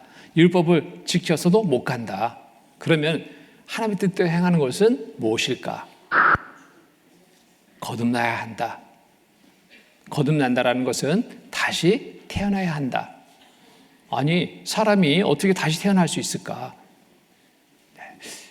여기에 예수님이 말씀하십니다. 요한복음 3장 3절로 7절 말씀 보면 예수께서 대답하여 가라사대 진실로 진실로 내게 이르노니 사람이 거듭나지 아니하면 하나님 나라를 볼 수 없느니라. 거듭나지 아니하면 하나님 나라를 볼 수 없대요. 볼 수 없는데 어떻게 들어갑니까? 거듭나야지 하나님 나라에 들어갈 수 있다. 천국에 들어갈 수 있다라는 겁니다. 여기 니고데모가 이 말씀을 듣고 이해를 못했습니다. 가로되 사람이 늙으면 어떻게 날 수 있사옵나이까? 당연하죠. 이런 질문하는 건 어찌 보면 당연합니다. 거듭난다라는 것은 다시 태어나는 것이니까. 이 니고데모가 생각한 것은 이 육신이 다시 태어나는 것을 생각한 겁니다. 그러니까 이건 말도 안 되는 얘기입니다. 내가 다시 태어나야지 천국 간다고요? 그럼 내가 다시 태어나려면 이 몸이 엄마 뱃속에 다 들어갔다가 다시 나와야 되는데 어떻게 그럴 수가 있습니까? 이거 이해가 안 되는 거예요. 말도 안 됩니다, 이거는. 그러니까 아시고 예수님이 다시 한번 말씀하십니다. 두 번째 모태에 들어가서 날 수 있사옵나이까? 예수께서 대답하시되 같이 읽겠습니다. 진실로 진실로 내게 이르노니 사람이 물과 성령으로 나지 아니하면 하나님 나라에 들어갈 수 없느니라. 육으로 난 것은 육이요 성령으로 난 것은 영이니 내가 내게 거듭나야 하겠다는 말을 기여기지 말라. 예수님이 말씀하신 것은 이 육신의 몸이 다시 엄마 뱃속에 들어갔다 나와야 될 것을 말씀하신 것이 아니라 무엇이 다시 태어나야 된다고요? 영. 이 영이 다시 살아나야 된다. 자, 사람의 그 구성이 이렇게 됐죠. 몸이 있고 속에 영혼이 있습니다. 곧 이 영혼이 다시 살아나야 된다. 이것을 말씀하고 있어요. 그러면은 이 영혼이 죽은 때가 있다는 말이냐? 하나님과의 관계가 단절됐다는 말이냐? 언제? 이거 찾아봐야 되죠. 언제? 창세기에 이미 이 영적인 관계가 단절된 때가 있었습니다. 뭐 때문이냐? 죄 때문에. 이 죄는 하나님과의 영적인 관계를 단절시켰습니다. 이 관계를 회복해야 된다, 이 뜻이에요. 관계가 회복이 돼야 된다. 그러면은 여기에 여호와 하나님이 그 사람에게 명하여 가라사대 동산 각종 나무의 실과는 네가 임의로 먹되 선악을 알게 하는 나무의 실과는 먹지 말라. 먹지 말라 하는 것은 금지의 법이죠. 먹지 말라. 근데 아담과 하와가 따먹어 버렸어요. 법을 어겼어요. 법을 어긴 것이 뭐예요? 죄. 그 죄로 인해서 하나님 앞에 쫓겨났습니다. 몸은 쫓겨났어요. 먹지 말라. 네가 먹는 날에는 정령 죽으리라 하시니라. 몸은 쫓겨났지 죽지 않았거든요. 근데 여기에서 그럼 하나님의 말씀이 거짓말이냐? 아니요. 이때 바로 영적인 관계가 끊어져 버린 겁니다. 뭐 때문에 끊어졌어요? 죄 때문에. 자, 거듭나야 된다는 것은 영적인 관계 회복을 해야 된다는 거예요. 뭐 때문에 관계가 끊어졌냐? 이렇게 된 겁니다. 에스겔 18장 4절 말씀 보면은 모든 영혼이 다 내게 속한지라 아베의 영혼도 내게 속한 같이 아들의 영혼도 내게 속하였나니 같이 읽겠습니다. 범죄하는 그 영혼이 죽으리라. 범죄하는 그 영혼이 죽으리라. 먹지 말라는 선악과를 따먹게 되므로 범죄해서 그 영혼이 죽었습니다. 여기서 다시 거듭나야 된다는 것은 이 죽은 영혼을 살려야 된다 이거예요. 무엇 때문에 끊어졌는가? 그 원인을 보니까 죄예요, 죄. 살릴 수 있는 유일한 방법은 어떻게 될까요? 죄를 없이 할 때 하나님과의 관계는 다시 회복이 될 수 있다 이거예요. 자, 죄를 없이 하려면 어떻게 해야 될까요? 내가 착한 일에서 죄가 없어집니까? 그거는 방법이 아닙니다. 하나님의 죄를 용서해 줄 때 죄는 없어져요. 아버지와 아들이 있습니다. 평소에 정말 아버지는 아들을 사랑해요. 3대 독자 우리 아들. 그러니까 귀하니까 매일 퇴근 때마다 뭐 하나 들고 와. 아들은 또 아버지를 또 좋아해. 뭐 때문에? 들고 오는 것 때문에. 근데 어느 날 들어왔더니 아들이 안 보이네. 아버지가 불러요. 그날 특별히 또 맛있는 걸 사왔는데 아들이 안 보이니까 부르죠. 야, 철수야, 아빠 왔다. 아빠 왔어. 아들은 대답도 없네. 왜 그런가 봤더니 그날 이 일을 저질러 버린 거예요. 아버지가 그렇게 아끼는 방 안에 매일 애지중지 닦고 하는 이 도자기를 그렇게 주의를 줬건만 그날 친구들을 놀러 와가지고 뛰어놀다가 깨트려 버린 거예요. 그 순간에 아들은 어땠을까요? 이제 추조금해진 겁니다. 아버지가 항상 이거 조심하라고, 이거 깨트리면 안 된다고, 깨트리는 날에 너는 혼날 줄 알라고 수없이 경고했거든요. 근데 놀다가 그거 잊어버린 거예요. 깨트려 버렸어. 깨트리는 순간에 그걸 이제 다시 생각하게 된 겁니다. 나 이제 죽었다. 어떡하지? 아버지가 들어오면 나는 정말 죽었다 이제. 어떡하냐? 걱정이 돼가지고 그날 이제 모든 것이 재미가 없습니다. 흥미가 잃었어요. 자기 방에 들어가서 나오지도 못합니다. 발발 떨고 있습니다. 아버지의 그 부름에 응할 수 있어요? 없어요? 없습니다. 그 일을 엄마가 얘기합니다. 여보, 철수가 오늘 일 저질렀다고. 그래서 나오지도 못한다고. 아까부터 저렇게 벌벌 떨고 나오지도 못하고 있는데 애가 잘못될지 모르니까 당신 좀 용서해 주라고. 3대 독자니까, 귀하니까 더 조자기 하나 다시 사면 되잖아요. 좀 비싸지만. 근데 아들은 다시 만들 수도 없는데 아버지가 막 그 소리 듣고 순간 화났다가 그 아내가 얘기하는 소리를 들으니까 맞거든. 그러니까 마음을 누르셨습니다. 그래, 하나밖에 없는 외아들인데 용서하자. 그리고 불렀습니다. 목소리가 낮아졌어요. 철수야, 와라. 아빠가 용서했어. 와, 이거 맛있는 거 사왔으니까 먹어. 그제서야 아들이 슬금슬금 나옵니다. 나오면서 당당하게 나올까요? 여전히 죄인이에요, 죄인. 아빠 얼굴 제대로 보지도 못하고 눈물 뚝뚝 흘리면서 아버지 잘못했어요. 뭘 잘못했는데 아버지가 아끼는 도자기를 제가 모르고 실수로 깨뜨렸어요. 다시는 안 그럴게요. 아버지의 마음에 이 아들을 사랑하는 마음이 더 커집니다. 됐다. 용서했다. 이리 와. 이거 받아서 먹어. 그리고 아들을 안아줍니다. 잘못된 죄가 누가 용서했어요? 없어졌어요? 아버지가. 아버지 앞에 죄를 졌고 그 아버지가 아들의 죄를 용서할 때 죄는 없어집니다. 자, 하나님 앞에 우리도 마찬가지입니다. 근데 그 아들이 어떻게 해서 아버지의 마음 흡족하게 생각되고 용서하고 안아줬을까요? 죄를 알거든. 근데 반대로 죄를 알지 못하고 당당하게 앞에 와서 아버지 왜 불렀어요? 너 이게 잘못하지 않아요. 아이고 그런 거 가지고 그러세요? 이렇게 말했다. 그 용서 돼야 안 돼요? 그런 애는 몽둥이가 약입니다. 얻어 맞아야 돼요. 네? 그런데 자기 죄를 알거든요. 용서해 주세요. 잘못했습니다. 다시는 안 그러겠습니다. 용서하고 말고 안아줘요. 자, 하나님 앞에 우리가 죄인인 것을 말씀을 통해서 알고 죄를 들고 하나님 앞에 나가고 죄 용서 구하고 용서 받을 때 영적인 관계는 다 회복이 됩니다. 거듭나게 됩니다. 죄 용서 받을 때 그럴 때 천국에 들어갈 수 있는 삶을 얻게 되는 겁니다. 자, 이렇게 하면 됩니다. 거듭나야 된다. 죄 용서 받아 그 영혼이 살아나야 된다. 죄 용서 받아야 되는 거예요. 죄 용서 받으려면 죄를 알아야죠. 죄를 알고 하나님 앞에 무슨 죄를 지었는지 무슨 죄 때문에 내가 천국 아닌 지옥 가게 됐는지 이것을 알고 용서를 구해야 됩니다. 용서 받으면 이게 구원이에요. 죄 용서로, 죄 용서의 은혜로 영혼이 구원받아 천국에 갈 수 있는 삶을 얻게 되는 겁니다. 하나님 앞에 갈 수 없는 이유 단 하나입니다. 천국에 갈 수 없는 이유 단 하나입니다. 이사야 59장 1절 3절 말씀 보면 여호와의 손이 짧아 구원치 못하심도 아니요 귀가 둔하여 듣지 무하심도 아니라 오직 너희 죄악이 너희와 너희 하나님 사이를 내었고 죄가 하나님과 나 사이를 딱 갈라놓는 거예요. 이 죄를 없이 할 때 하나님과의 관계는 회복이 된다는 거예요. 자, 오직 너희 죄악이 너희와 너희 하나님 사이를 내었고 너희 죄가 그 얼굴을 가리워서 너희를 듣지 않으시게 함이니 이는 너희 손이 피해 너희 손가락의 죄악에 더러웠으며 너희 입술은 거짓을 말하며 너희 혀는 악독을 바람이라.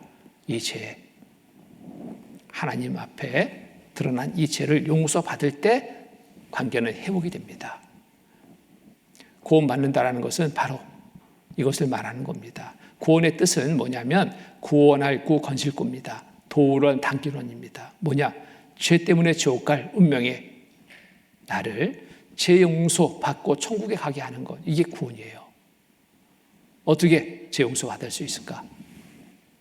아들이 아버지 앞에 죄를 들고 나와서 죄를 인정하고 용서를 구할 때 아버지가 용서해 주는 것처럼 하나님 앞에 죄를 들고 나와야 됩니다. 나는 꽤 괜찮은 사람, 이거 다 내려놓고 하나님 말씀 앞에 내가 죄가 있는가 없는가 이것부터 살펴봐야 돼요. 자, 천국에 가려면 죄가 있으면 못 갑니다. 자, 하나님이 보시는 죄 때문에 갈 수 없어요. 착한 일 해도 안 됩니다. 헌금 많이 한다고 죄가 없어지는 게 아니에요. 기도 많이 한다고 죄가 없어지지 않습니다. 열심히 한다고 죄가 없어지는 게 아니에요. 지식으로 아무리 짜내도 죄를 없앨 수 없습니다. 오직 한 방법입니다. 하나의 방법. 죄를 용서받으면. 죄를 용서받는 것밖에 죄를 없앨 수 있는 방법은 없어요. 누가 용서해 줘야 돼요? 하나님이. 죄 용서받으면, 거듭나면, 구원받으면 같은 말입니다. 천국에 들어갈 수 있습니다. 자, 천국에 가기 위해서 이제 조사를 해봐야 됩니다. 솔직하게 조사를 해봐야 됩니다. 에레미야가 3장 38절 40절 말씀입니다. 화복이 지극히 높으신 자의 입으로 나오지 아니하느냐? 살아있는 사람은 자기 죄로 벌을 받나니. 누구 죄로 벌을 받는다고요? 저 사람 죄 때문에 내가 벌 받아요? 그런 일 없습니다. 하나님 그렇게 하지 않아요. 자기 죄로 벌을 받나니 어찌 원망하랴? 죄 때문에 지옥 가서 누구를 원망하겠어요? 원망할 사람 없다는 거예요. 자기 죄로 벌 받아 지옥 갔는데 우리가 스스로 행위를 조사하고 여호와께로 돌아가자. 죄 용서받기 위해서는 우리가 스스로 행위를 조사해야 됩니다. 솔직해져야 됩니다. 하나님이 지적하는 제목에 예, 맞습니다. 나는 죄인입니다. 이것이 정말 올바른 자세예요. 그간에 내가 한 행위들, 착한 일 좀 했다고 그거 자꾸 잡고 있으면 안 됩니다. 남 도와준 일이 있다고 그거 잡고 있으면 안 돼요. 그거 다 내려놓고 하나님 앞에 솔직하게 나가야 됩니다. 하나님 말씀의 법에 나는 죄가 있는가 없는가 살펴봐야 돼요. 로마서 1장 28절부터 32절까지 제가 천천히 읽겠습니다. 또한 저희가 마음에 하나님 두기를 싫어하며 하나님께서 저희를 그 상실한 마음대로 내어버려 두사 합당치 못한 일을 하게 하셨으니 곧 모든 불의, 추악, 탐욕, 악의가 가득한 자요, 시기, 살인, 분쟁, 사기, 악독이 가득한 자요, 수군수군하는 자요, 비방하는 자요, 하나님을 미워하시는 자요, 능욕하는 자요, 교만한 자요, 자랑하는 자요, 악을 도모하는 자요, 부모를 거역하는 자요, 우매한 자요, 배악하는 자요, 부정한 자요, 무자비한 자라. 제목입니다. 이러한 자들. 저희가 이 같은 일을 행하는 자는 어디? 사형에 해당한다고. 사형, 지옥이다, 지옥. 하나님의 정하심을 알고도 자기들만 행할 뿐 아니라 또한 그 일을 행하는 자를 옳다 하느니라. 세상에 살고 있으면서 이런저런 많은 죄를 지으면서도 그냥 뭐 그렇게 사는 거지. 이렇게 서로 그냥 위로하며 살았어요. 하나님의 법은 이 모든 죄 하나만 있어도 지옥이다라고 정했는데 그것을 그냥 던져놓고 그냥 그렇게 사는 거지. 뭐 어떻게 그런 죄 안 짓고 살아. 너나 나나 할 것 없이 그런 죄 가운데 살고 있으니까 그냥 그렇게 서로 위로하며 살았어요. 저희가 이 같은 일을 행하는 자는 성경에는 분명하게 기록하고 있거든요. 사형에 해당한다. 지옥 간다. 지옥 갈 죄다. 그런데도 하나님의 정하심을 알고도 자기들만 행할 뿐 아니라 또한 이 일을 행하는 자를 옳다 하느니라. 이거 바꿔야 됩니다. 하나님의 법에 따라 심판을 받는 거예요. 하나님이 보시는 제목에 내가 해당되는 나는 그 죄로 지옥 가는 거예요. 사람 비교하지 마세요. 저 사람보다 나는 좀 괜찮은 사람, 그래서 나는 좋은 곳에, 좀 나은 곳에 아닙니다. 틀렸습니다. 하나님의 법은 그렇게 정하지 않았습니다.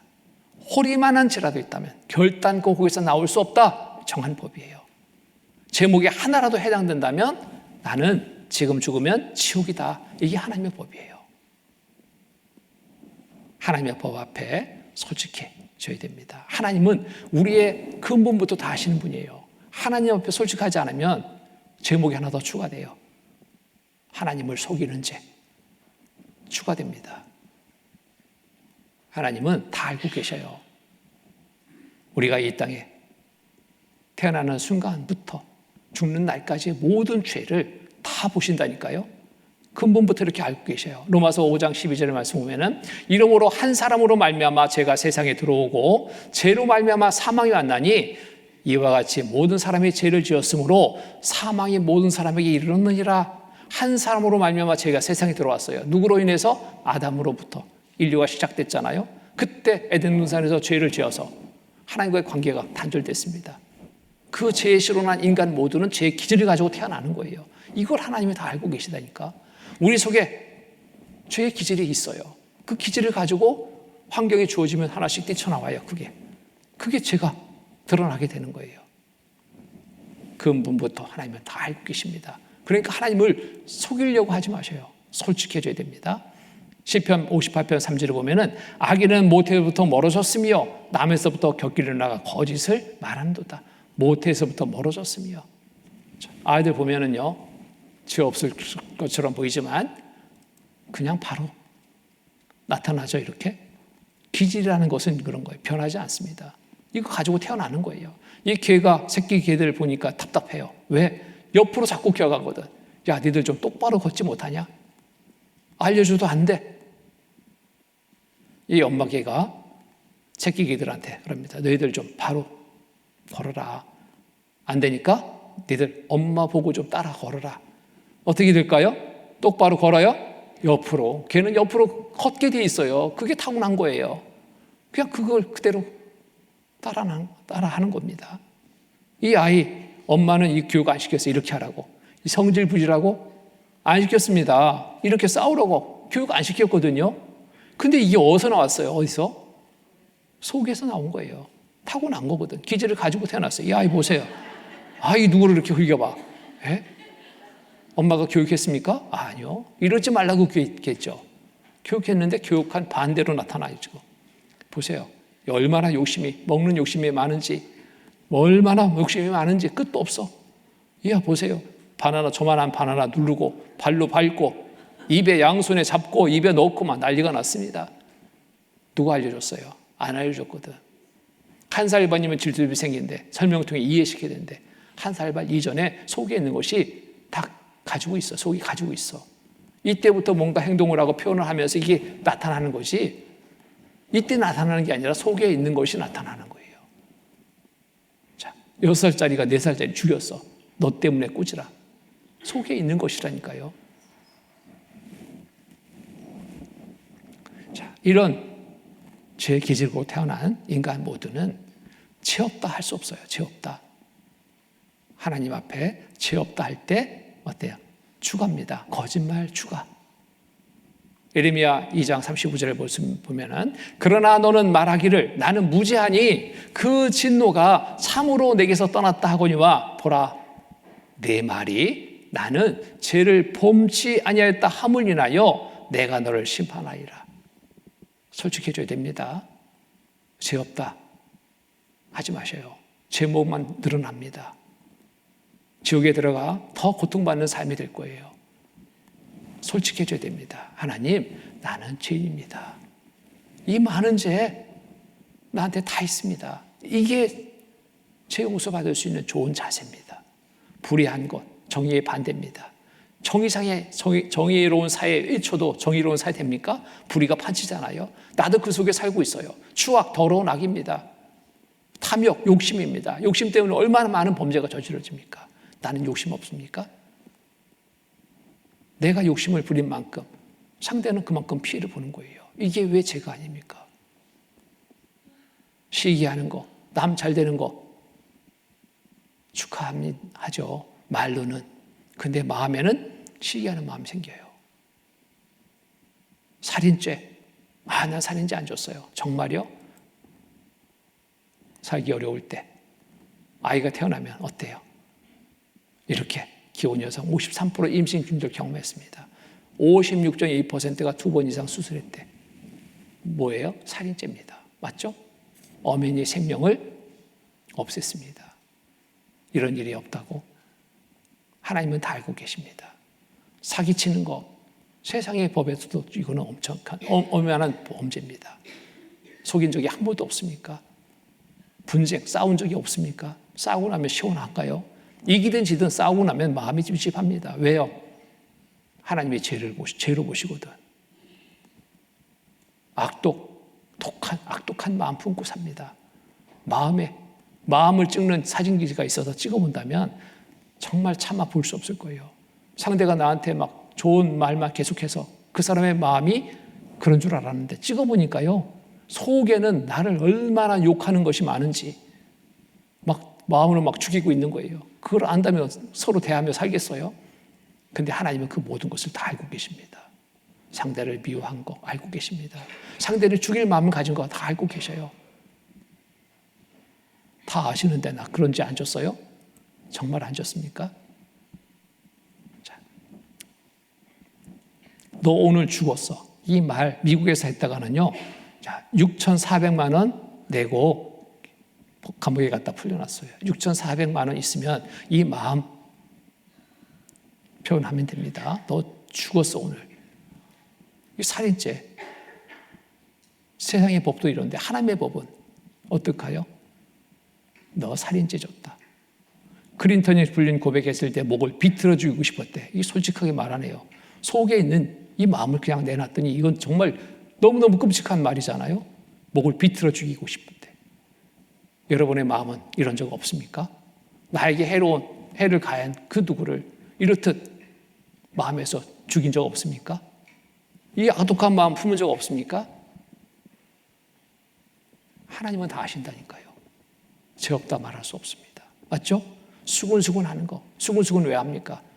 남을 칭찬할 때는 드러내놓고 말합니다. 큰 소리로.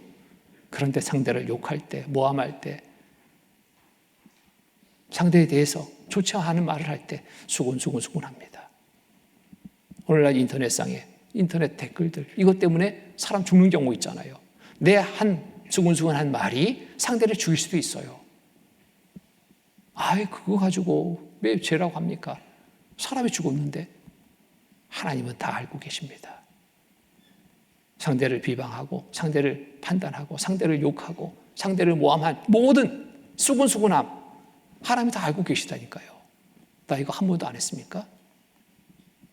교만하고 자랑하는 거.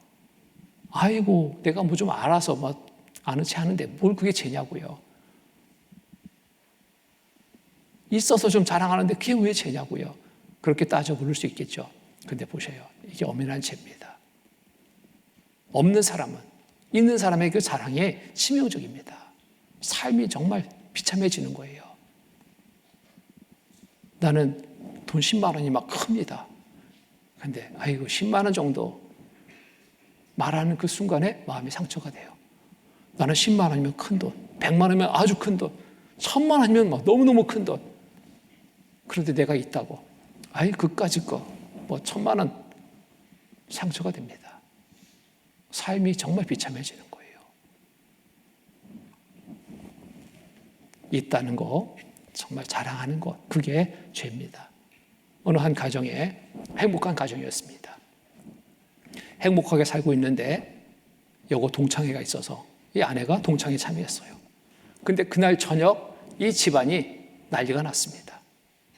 행복한 가정 깨져버렸습니다. 뭐 때문인가 봤더니 동창회 참여한 후에 여고 동창생들 한때는 학교에서 공부도 잘했고 나는 그런데 공부도 지지를 못하고 한 순자가 그날 동창회 왔는데요. 뭐 너무 삐까번쩍 하는 거예요. 막 고급차에 쫙 들어오더니 막 코트에 뭐 이 손에 뭐 귀에 목에 막 너무너무 의리아리해요. 그러면서 막 자랑하네요. 이거 남편이 어디 갔다가 하나 사왔는데 아이 뭐 별로야. 보니까 막 다이아몬드 이만한 게 더 달려서 이렇게 번쩍번쩍 하는 거예요. 예? 이 목걸이 이거는 어디 산인데 이거 뭐 몇 개 있어. 이 옷 이거 뭐 얼마짜리 안 돼. 한 200만 원 된다든가. 자, 이 행복하게 살던 이 가정의 이 아내는 정말 그 아내는 행복했습니다. 우리 남편 최고였습니다. 성실하고 일찍 퇴근해서 아이들과 놀아주고 아내와 같이 지내는 그 가족. 저녁밥 된장국 끓여놓고 가족들 함께 모여서 먹는 행복한 가정이었습니다. 갔다 와서 그날 저녁 어땠을까요? 나보다도 공부도 못한 이 순자가 남편 잘못 나가지고 이렇게 호강하고 있거든요. 내가 이렇게 사는 모습이 그간의 행복한 모습으로 생각했는데 너무너무 비교가 되니까 불행한 거예요. 누구 탓? 남편 탓. 나는 잘났는데 이 지질이 못난 남편 만나가지고 내가 이 모양 이 꼴이 됐어. 남편 퇴근 시간 돼서 왔습니다. 남편한테 맛있는 저녁 밥상 차려줄까요? 그날 하기도 싫어요. 남편이 왔습니다. 웬일로 가만히 집에 조용해. 여보 나왔어. 그래. 마지못해 나옵니다. 인사도 안 해. 배고파 밥 줘. 밥 준비가 안 됐어요. 냉장고에서 대충 반찬 꺼내놓고 밥상 차려줍니다. 같이 먹지도 않아. 먹든지 처먹든지 알아서 해줘. 마음이 그런 거예요. 뭐 때문에? 사랑 때문에. 그 사랑 때문에 순간 마음이 무너져 버린 겁니다. 가정이 어떻게 돼? 행복한 가정이 깨져버렸어요. 사랑이 이렇게 무서운 겁니다. 나는 자랑한 적 없습니까? 있다고 자랑하지 않았습니까? 좀 배웠다고 자랑하지 않았습니까? 어떤 거든지 좀 예쁘다고 자랑하지 않았습니까? 이 모든 것들이 상대에게는 치명적인 상처가 돼요. 마음의 상처가 될 수 있습니다. 하나님은 다 알고 계시다니까요. 다 보신다니까. 부모 거역하는 거, 부모 거역. 10계명 중에 인간에게 주신 첫 번째 계명이 내 부모를 공경하랍니다. 가장 큰 계명이에요. 여러분 부모님 공경하셨습니까? 아, 예, 잘해요. 명절 때마다 찾아뵙고요. 용돈도 좀 드리고요. 연락하면 내가 또 달려가서 이것도 좀 도와드리고요. 그것만 생각합니다. 부모의 마음 아프게 한 적 없습니까? 어린 시절은 철없어서 마음 아프게 한 적 많습니다. 시집가고 장가가서 살면서 바쁘다고 부모를 생각하지 않은 적 많죠? 부모의 마음에 아픔을 준 적 없습니까? 이루 말할 수 없습니다. 자, 세상이 참 부모를 생각하지 않습니다. 노인들이 제주도에 많이 버려지고 있습니다. 연세 드신 부모님들 모시기 힘들으니까 그냥 여행시켜준다라고 모시고 와서 그냥 제주도에 버리고 있어요. 늙으면 서럽다 곳곳 현대판 고려장이 이루어집니다. 늙으신 부모님 갈 곳이 없대요. 10자식이면 뭐합니까? 반기는 자식이 없는데 시골에 사는 어머니가 자식 집에 간다고 보따리 싸가지고 갔어요. 여기 가서 이틀, 저기 가서 이틀, 저기 가서 이틀. 가족집 뭐 순회하러 간 건 아니거든요. 어디 좀 마음 붙이고 살 수 있는 곳이 있는가? 근데 마음 붙이고 살 곳이 없어요. 아들은 아들대로 바빠. 집에 앉아있으니 며느리가 눈치 줘. 또 딸 집에 갔더니 또 딸은 딸대로 또 바빠. 자기와 같이 있어줄 시간이 없어. 이래저래 돌다 보니까 이제 자식들의 눈치가 보이는 거예요. 왜 안 가지? 이런 눈치. 거기에 있을 수가 없어요. 보따리 싸가지고 오래 있을 거라 생각하고 갔는데 하루 이틀 지나면 눈치 느껴집니다. 이 집에 갔다 저 집에 갔다. 어머니 우리랑 같이 삽시다. 이런 말이 한마디도 없네. 딸이 엄마 우리랑 같이 살아요. 그런 말이 없네. 그럼 어떻게 돼? 내려가라는 거잖아. 집으로 가라고. 보따리 싸가지고 다시 왔습니다. 마을에서는 어때요? 아이고 일찍 왔네. 왜 이렇게 일찍 왔어? 아이고 친구들 보고 싶어서 내가 왔지. 자식들이 막 붙잡는데 내가 뿌리치고 왔어. 그래도 친구들이 최고야. 친구들이 최고긴 최고죠. 반기는 자식이 없으니까. 얼마나 쓸쓸합니까? 부모 잘 모신다면 부모님 다시 고향으로 친구 따라 오지 않아요. 늙으신 부모님 갈 곳이 없습니다. 그러니까 같이 시간을 보내줄 사람들이 없어요. 얼마나 쓸쓸했으면 사기꾼 약장사에 속고도 자식보다 낫다고 선처해달라고 호소하고 있어요. 명절 생일도 모른 채 현대판 고려장이 지금 이루어지고 있습니다. 우리나라 진짜 노인 복지 잘 돼 있어요. 외국에 가보면 이런 데가 없습니다. 요양원, 요양병원, 주간 보호센터 이런 거 보면은요 외국에는 이런 데 없어요. 그런데 이게 참 문제입니다. 자식들은 어때요? 이런 곳에 그냥 모셔놓습니다. 모셔놓고 자주 찾아뵈면 얼마나 좋아요. 그런데 명절 생일도 모른 채 현대판 고려장입니다. 처음에 한두 번 찾아오다 갑자기 연락 두절되는 경우가 허다하대.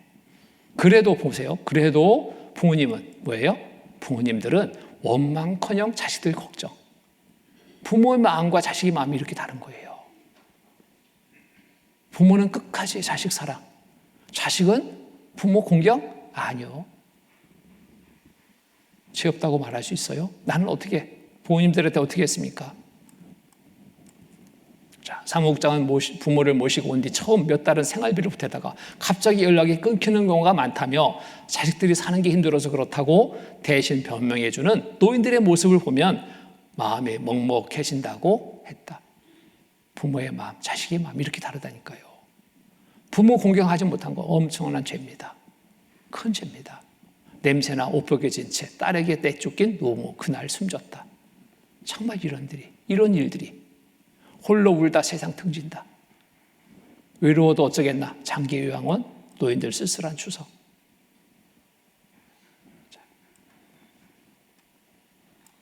여기 보면은 붉게 중일된 김모 씨의 눈에는 금세 눈물이 차올랐다. 고혈압으로 한쪽 손과 다리가 마비된 김 씨는 그나마 움직일 수 있는 오른손으로 기자의 손을 붙잡고 말을 잇지 못했다. 고령으로 이제 틀니마저 낄 수 없게 된 그는 서울 강북구 한 노인 요양원에서 외로운 나날을 보내고 있다. 자식들의 발길이 끊긴 지 오래. 김 씨는 최장의 수석 연휴에도 요양원에서 고독한 명절을 보내야 한다. 나는 이제 집도 없어. 소변, 대변도 못 가리는데 누가 24시간 나를 돌보겠어. 내 몸이 망가져서 저 자식이 여기에 나를 맡긴 거야. 이곳으로 이사 온 거야. 김 씨는 체념한 듯 말했다. 명절에도 요양원을 찾지 않는 자식들에 대한 원망보다 소변, 대변도 스스로 가릴 수 없는 자신을 자책한 것이다. 부모의 마음, 자식의 마음, 정말 이렇게 차이가 납니다. 부모 없이 어떻게 내가 있습니까? 없잖아요. 그런데도 부모를 잊고 살아가요. 나는 어떻습니까? 부모님 마음에 항상 기쁘게 즐겁게 해드렸습니까? 평안케 해드렸습니까? 그렇지 못한 죄 하나님 앞에 다 기록되어 있습니다. 돌아가시면 그때 통곡하며 울면 뭐합니까? 살아계실 때 잘해야 되잖아요.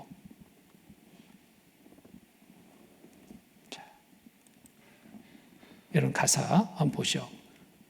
우리의 삶이 이렇습니다.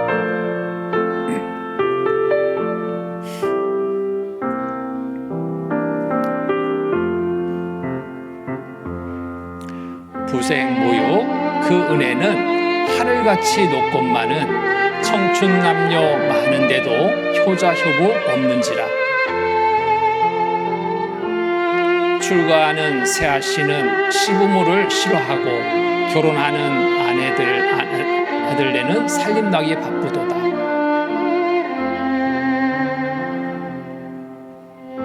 제 자식이 장난치면 싱글벙글 웃으면서 부모님이 훈계하면 듣기 싫어 외면하고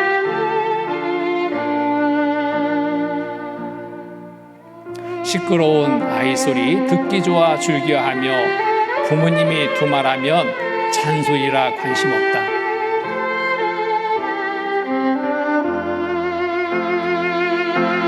자녀들의 오줌똥은 손으로도 주무르나 부모님의 흘린 침은 더럽다고 멀리하고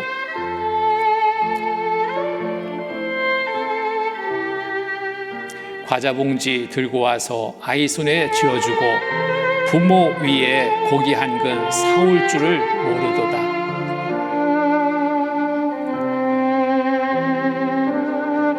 개 병들어 쓰러지면 가축병원 달려가나 늙은 부모 쓰러지면 노안이라 생각하네.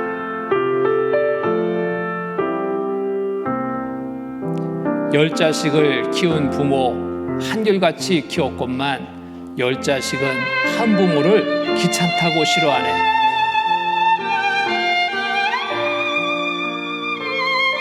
자식 위에 쓰는 돈은 한도 없이 쓰건만은 부모 위에 쓰는 돈은 한 푼조차 아까우네.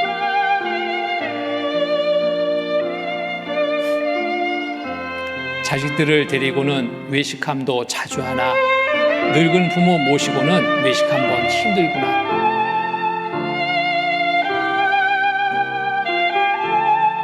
살아생전 불효하고 죽고 나면 효심 날까? 예문 갖춰 부고내고 조문 받고 부조받네.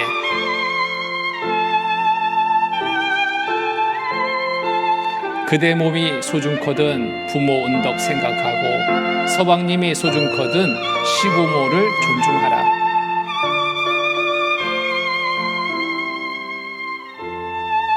가신 후에 말고 살아생전 효도하면 하늘에서 복을 주고 자녀에게 효를 받네.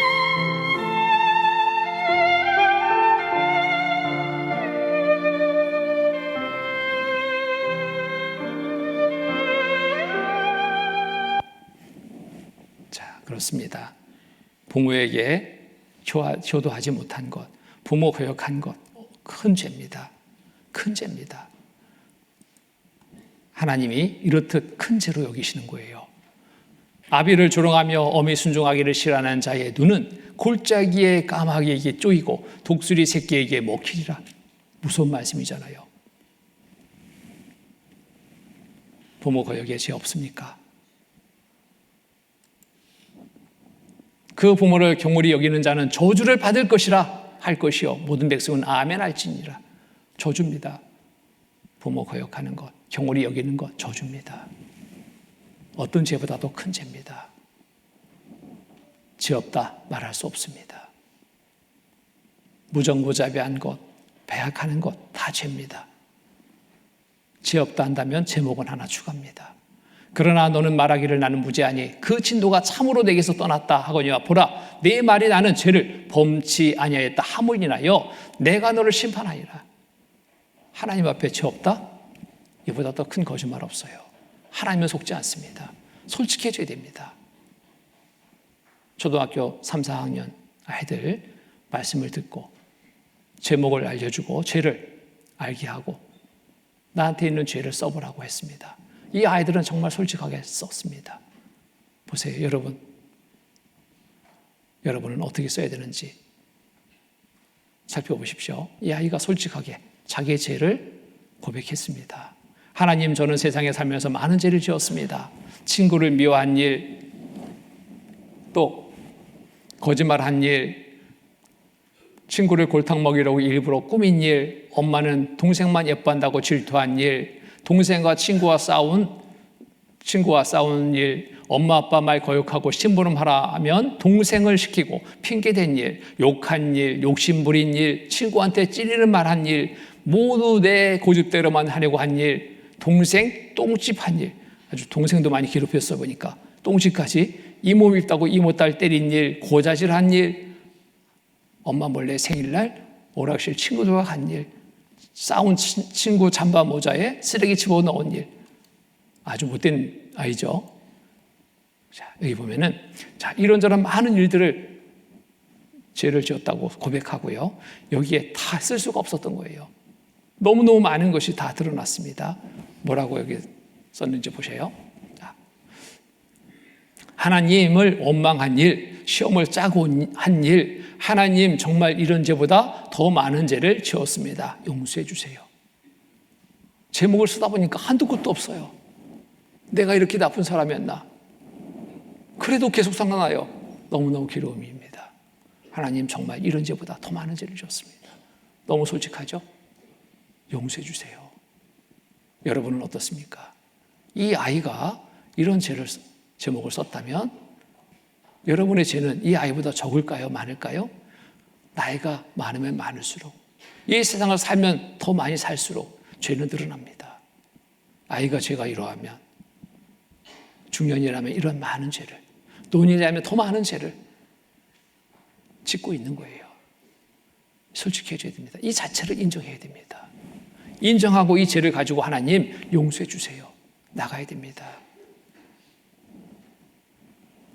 자, 마음속에 더러운 것들, 이 속에 있는 것들이 환경이 주어지면서 뛰쳐나와요. 우리 속이 깨끗하다? 아니요, 더러워요. 더러운 것으로 가득 차 있습니다. 이게 기질이에요, 기질. 이 기질을 가지고 샀는데 죄가 안 진다고? 그런 기적은 안 일어납니다. 보세요. 7가지 가증한 것이 속에 있습니다. 하나님 다 알고 계셔요. 감정 있는 자는 입술로는 꾸미고 속에는 게으르 품나니 그 말이 좋을지라도 믿지 말 것은 그 마음에 7가지 가증한 것이 있습니다.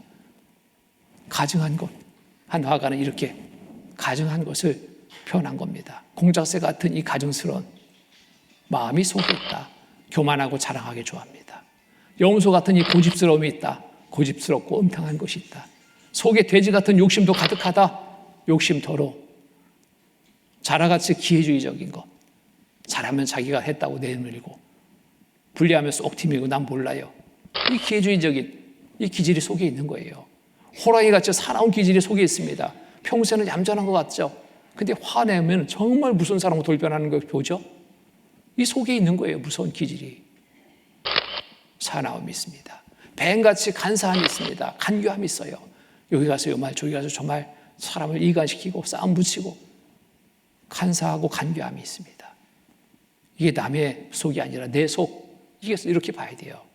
개구리처럼 시끄러운 게 있어요. 끓이잖아요. 계속 개굴 밤 못 잡니다. 저도 이 개구리 울음소리 때문에 아주 밤 꼬박 샌 적도 있어요. 다른 지역에 갔더니 하필 눈 옆에가 숙소야. 봄철에 얼마나 개구리 소리가 큰지요. 그칠까 하니까 또 울어. 또 그칠까 또 울어. 아유, 그거 듣다가 밤새 그냥 잠 못 잤어요.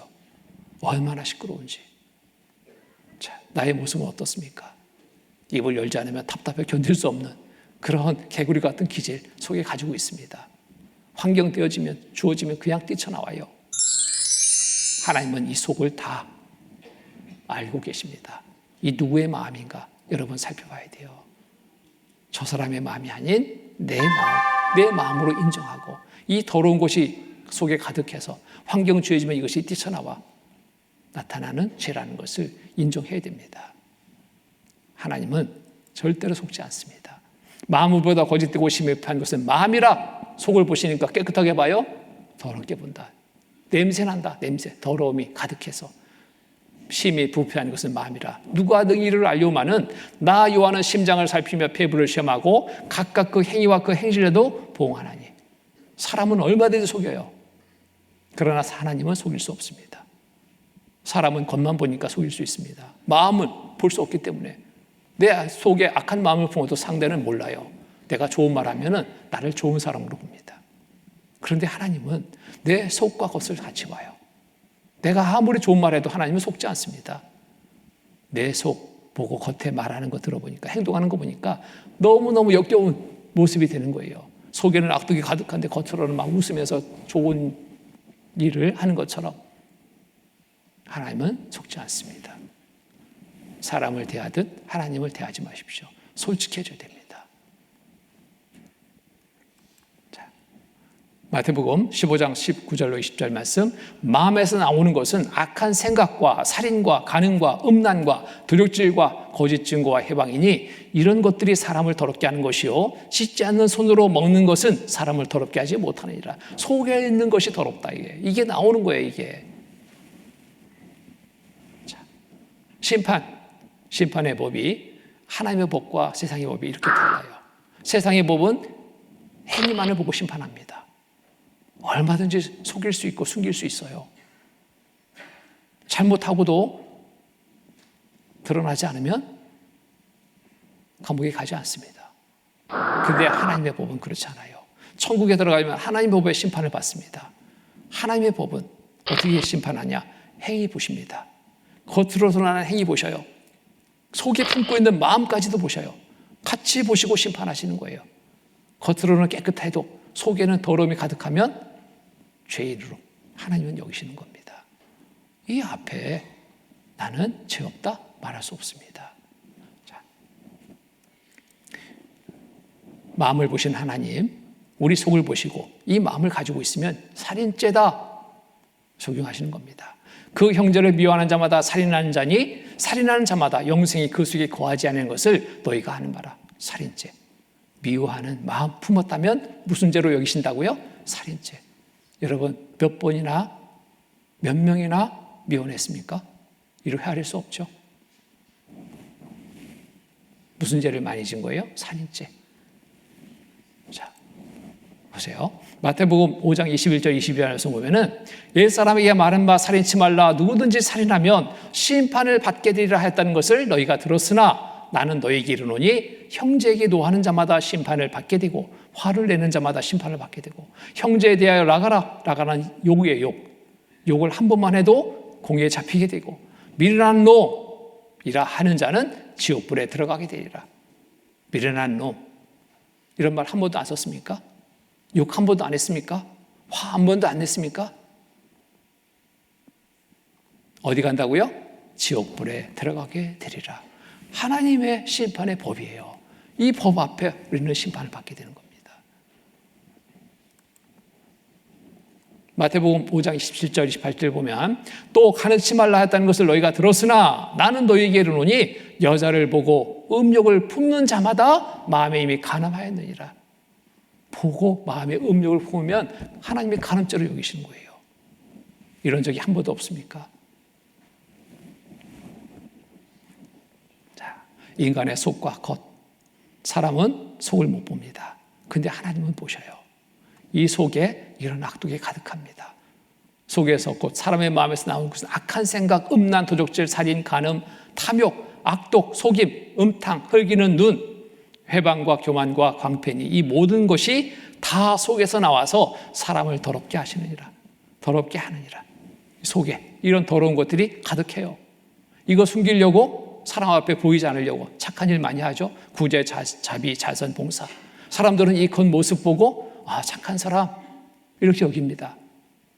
또 이거 계속 양심은 막 나를 찌르거든요. 네가 뭐 착한 사람이냐. 괴로우니까 다시 또 포장을 해요. 철학, 학벌, 교육으로. 이것도 또 마음에 안 놓여요. 계속 양심은 찌릅니다. 그러니까 종교적인 행위를 또 포장을 합니다. 사람들은 야, 훌륭한 사람이다. 정말 착한 사람이다. 법 없이도 살 사람이다. 이렇게 여길 수 있어요. 겉모습만 보고 속을 모르니까. 불교, 기독교, 선주교로 종교적인 행위로 포장을 하니까 그렇게 보이죠. 그것도 내 양심은 계속 찌르니까 괴로우니까 이제 거치상으로 합니다. 제사한 외모로 그럴듯하게 꾸밉니다. 사람들은 속습니다. 그러나 하나님은 속지 않으십니다. 왜? 하나님의 중심을 보시거든요. 속도 보시고 겉도 보시고 다 보신 하나님이세요. 이렇게 열왕기상 8장 39절 말씀 보면 주는 계신 곳 하늘에서 들으시고 사유하시며 각 사람의 마음을 아시오니 그 모든 행위대로 행하사 갚으시옵소서. 주만 홀로 인생의 마음을 다 아심이니이다. 하나님은 우리의 속 겉 다 알고 계신 분이에요. 하나님 앞에 우리가 심판을 받게 됩니다. 죄 용서 받으려면 어떻게 돼요?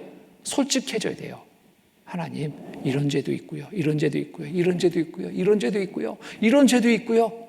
그거는 아무한테도 얘기 안 했는데 이런 죄도 있습니다. 이 죄도 용서해 주십시오. 이렇게 나와야 돼요. 솔직하게. 사람도 자꾸 비교하지 마세요. 저 사람보다 내가 좀 낫거든요. 저 사람보다 착한 일도 많이 했거든요. 저 사람보다 내가 좀 예쁘거든요. 이거 아닙니다. 안 통해요. 하나님이 보시는 건 뭘 보신다고요? 죄를 보신다고, 죄를. 죄가 있느냐 없느냐 이거 보시는 거예요. 다 알고 계신데 그 앞에서 없습니다? 안 됩니다. 솔직해져야 됩니다. 자, 나는 죄인입니다. 이게 솔직한 거예요. 하나님, 나는 죄인입니다. 죄 용서해 주십시오. 총각해 주십시오. 솔직하게. 이렇게 나와야 돼요. 이럴 때 하나님이 죄를 용서해 주셔요. 총괄 수 있게 해주시는 거예요. 여기에 두 사람이 하나님 앞에 기도하러 갔습니다. 두 사람, 한 사람은 바리새인이고 한 사람은 세리입니다. 아주 극과 극의 사람이에요. 바리새인은 사람들 앞에 막 존경받는 사람이에요. 열심히 하나님을 믿는 것처럼 보여졌기 때문에 또 착한 일도 많이 하고 이런저런 행위는 흠잡을 데가 없어요. 근데 이 세리는 죄인의 대명사처럼 창녀, 세리 동급의 동급. 이 더러운 사람, 상종도 하지 않으려는 그러한 사람. 근데 이 두 사람이 성전에 기도하러 갔습니다. 하나님 앞에. 두 사람의 기도. 이 기도, 어떠한 기도를 들어주시는가 보셔요. 두 사람이 기도하러 성전에 올라가니 하나는 바리새인이요 하나는 세리라. 바리새인은 서서 따로 기도하여 가로되 하나님이여 나는 다른 사람들 곧 토색, 불의, 간음하는 자들과 같지 아니하고 이 세리와도 같지 아니함을 감사하나이다. 스스로 뭐라고 그래요? 자기는 이런 죄 없대요. 토색하지 않았대. 불의하지 않았대. 간음하지 않았대. 그죠? 자, 저들과 같지 아니하고 이건 뭐예요? 나는 이런 죄 없습니다. 이거잖아요. 근데 세리는 그렇지 않았습니다. 또 이 바리새인은 또 자기 잘한 것을 또 자랑해.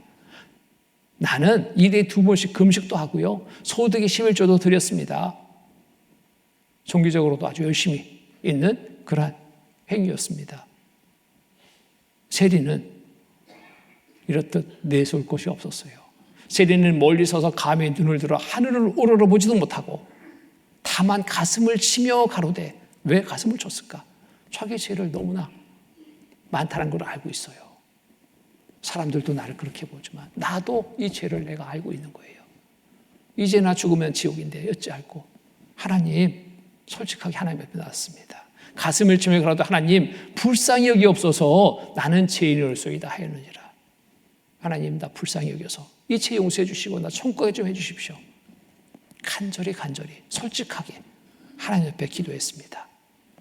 하나님은 누구의 기도를 들었을까요? 사람의 생각으로는 이 바리새인의 기도를 들었겠죠. 아니요. 다 알고 계십니다. 하나님. 속도 보시고 겉도 보시고 다 아신 하나님. 그 가증스러운 기도를 듣지 않으셨어요. 누구의 기도? 솔직하게 죄인임을 인정하고 용서를 구하는 세리의 기도를 들으신 거예요. 내가 너에게 이르노니 이 사람이, 이 세리가, 사람들은 손가락질하는 이 죄인된 세리가 저보다 의롭다 하심을 받고 바리새인보다 의롭다 하심을 받고 집에 내려갔느니라. 의롭다 하심을 받는다는 거예요. 죄 용서 받고 천국에 가게 된 거예요. 우리의 기도 어떤 기도해야 될까요?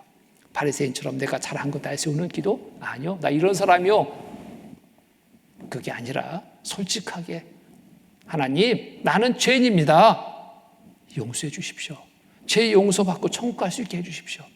이 기도가 필요한 기도입니다. 이 기도를 오늘 돌아가셔서 하시고 내일 이 자리에 오신다면 하나님이 세리의 기도를 들어주신 것처럼 죄인됨을 인정하고 용서를 구하는 여러분들의 기도를 들어서 천국에 들어갈 삶을 허락하실 겁니다. 모든 분들이 천국에 들어갈 귀한 믿음을 얻는 시간 될 수 있기를 참으로 바랍니다. 내일 이 자리에 꼭 오셔야 됩니다. 기도하고 오십시오. 같이 기도하겠습니다. 거룩하시고 자비로우신 하나님 아버지 감사합니다. 한 시간 말씀을 통해서 또 하나님 앞에 우리 각자 어떠한 처지에 있는 것을 또 알게 하시니 감사합니다. 이대로라면 지옥 갈 수밖에 없는 처지라는 것을 알게 됐습니다. 간절한 마음으로 기도합니다. 한 영혼도 이루어지는 것을 원치 않으신 하나님, 모두의 기도를 들어주셔서 모두 죄 용서받고 천국에 갈 수 있도록 도와주시옵소서. 내일 이 자리에 오기까지 그 어떠한 일도 방해되지 않고 오직 말씀을 듣고 믿음으로 구원받을 수 있도록 주님 도와주시옵소서. 항상 우리를 사랑하시는 거룩하신 주 예수 그리스도의 이름 받들어 감사하며 간절히 기도드립니다. 아멘.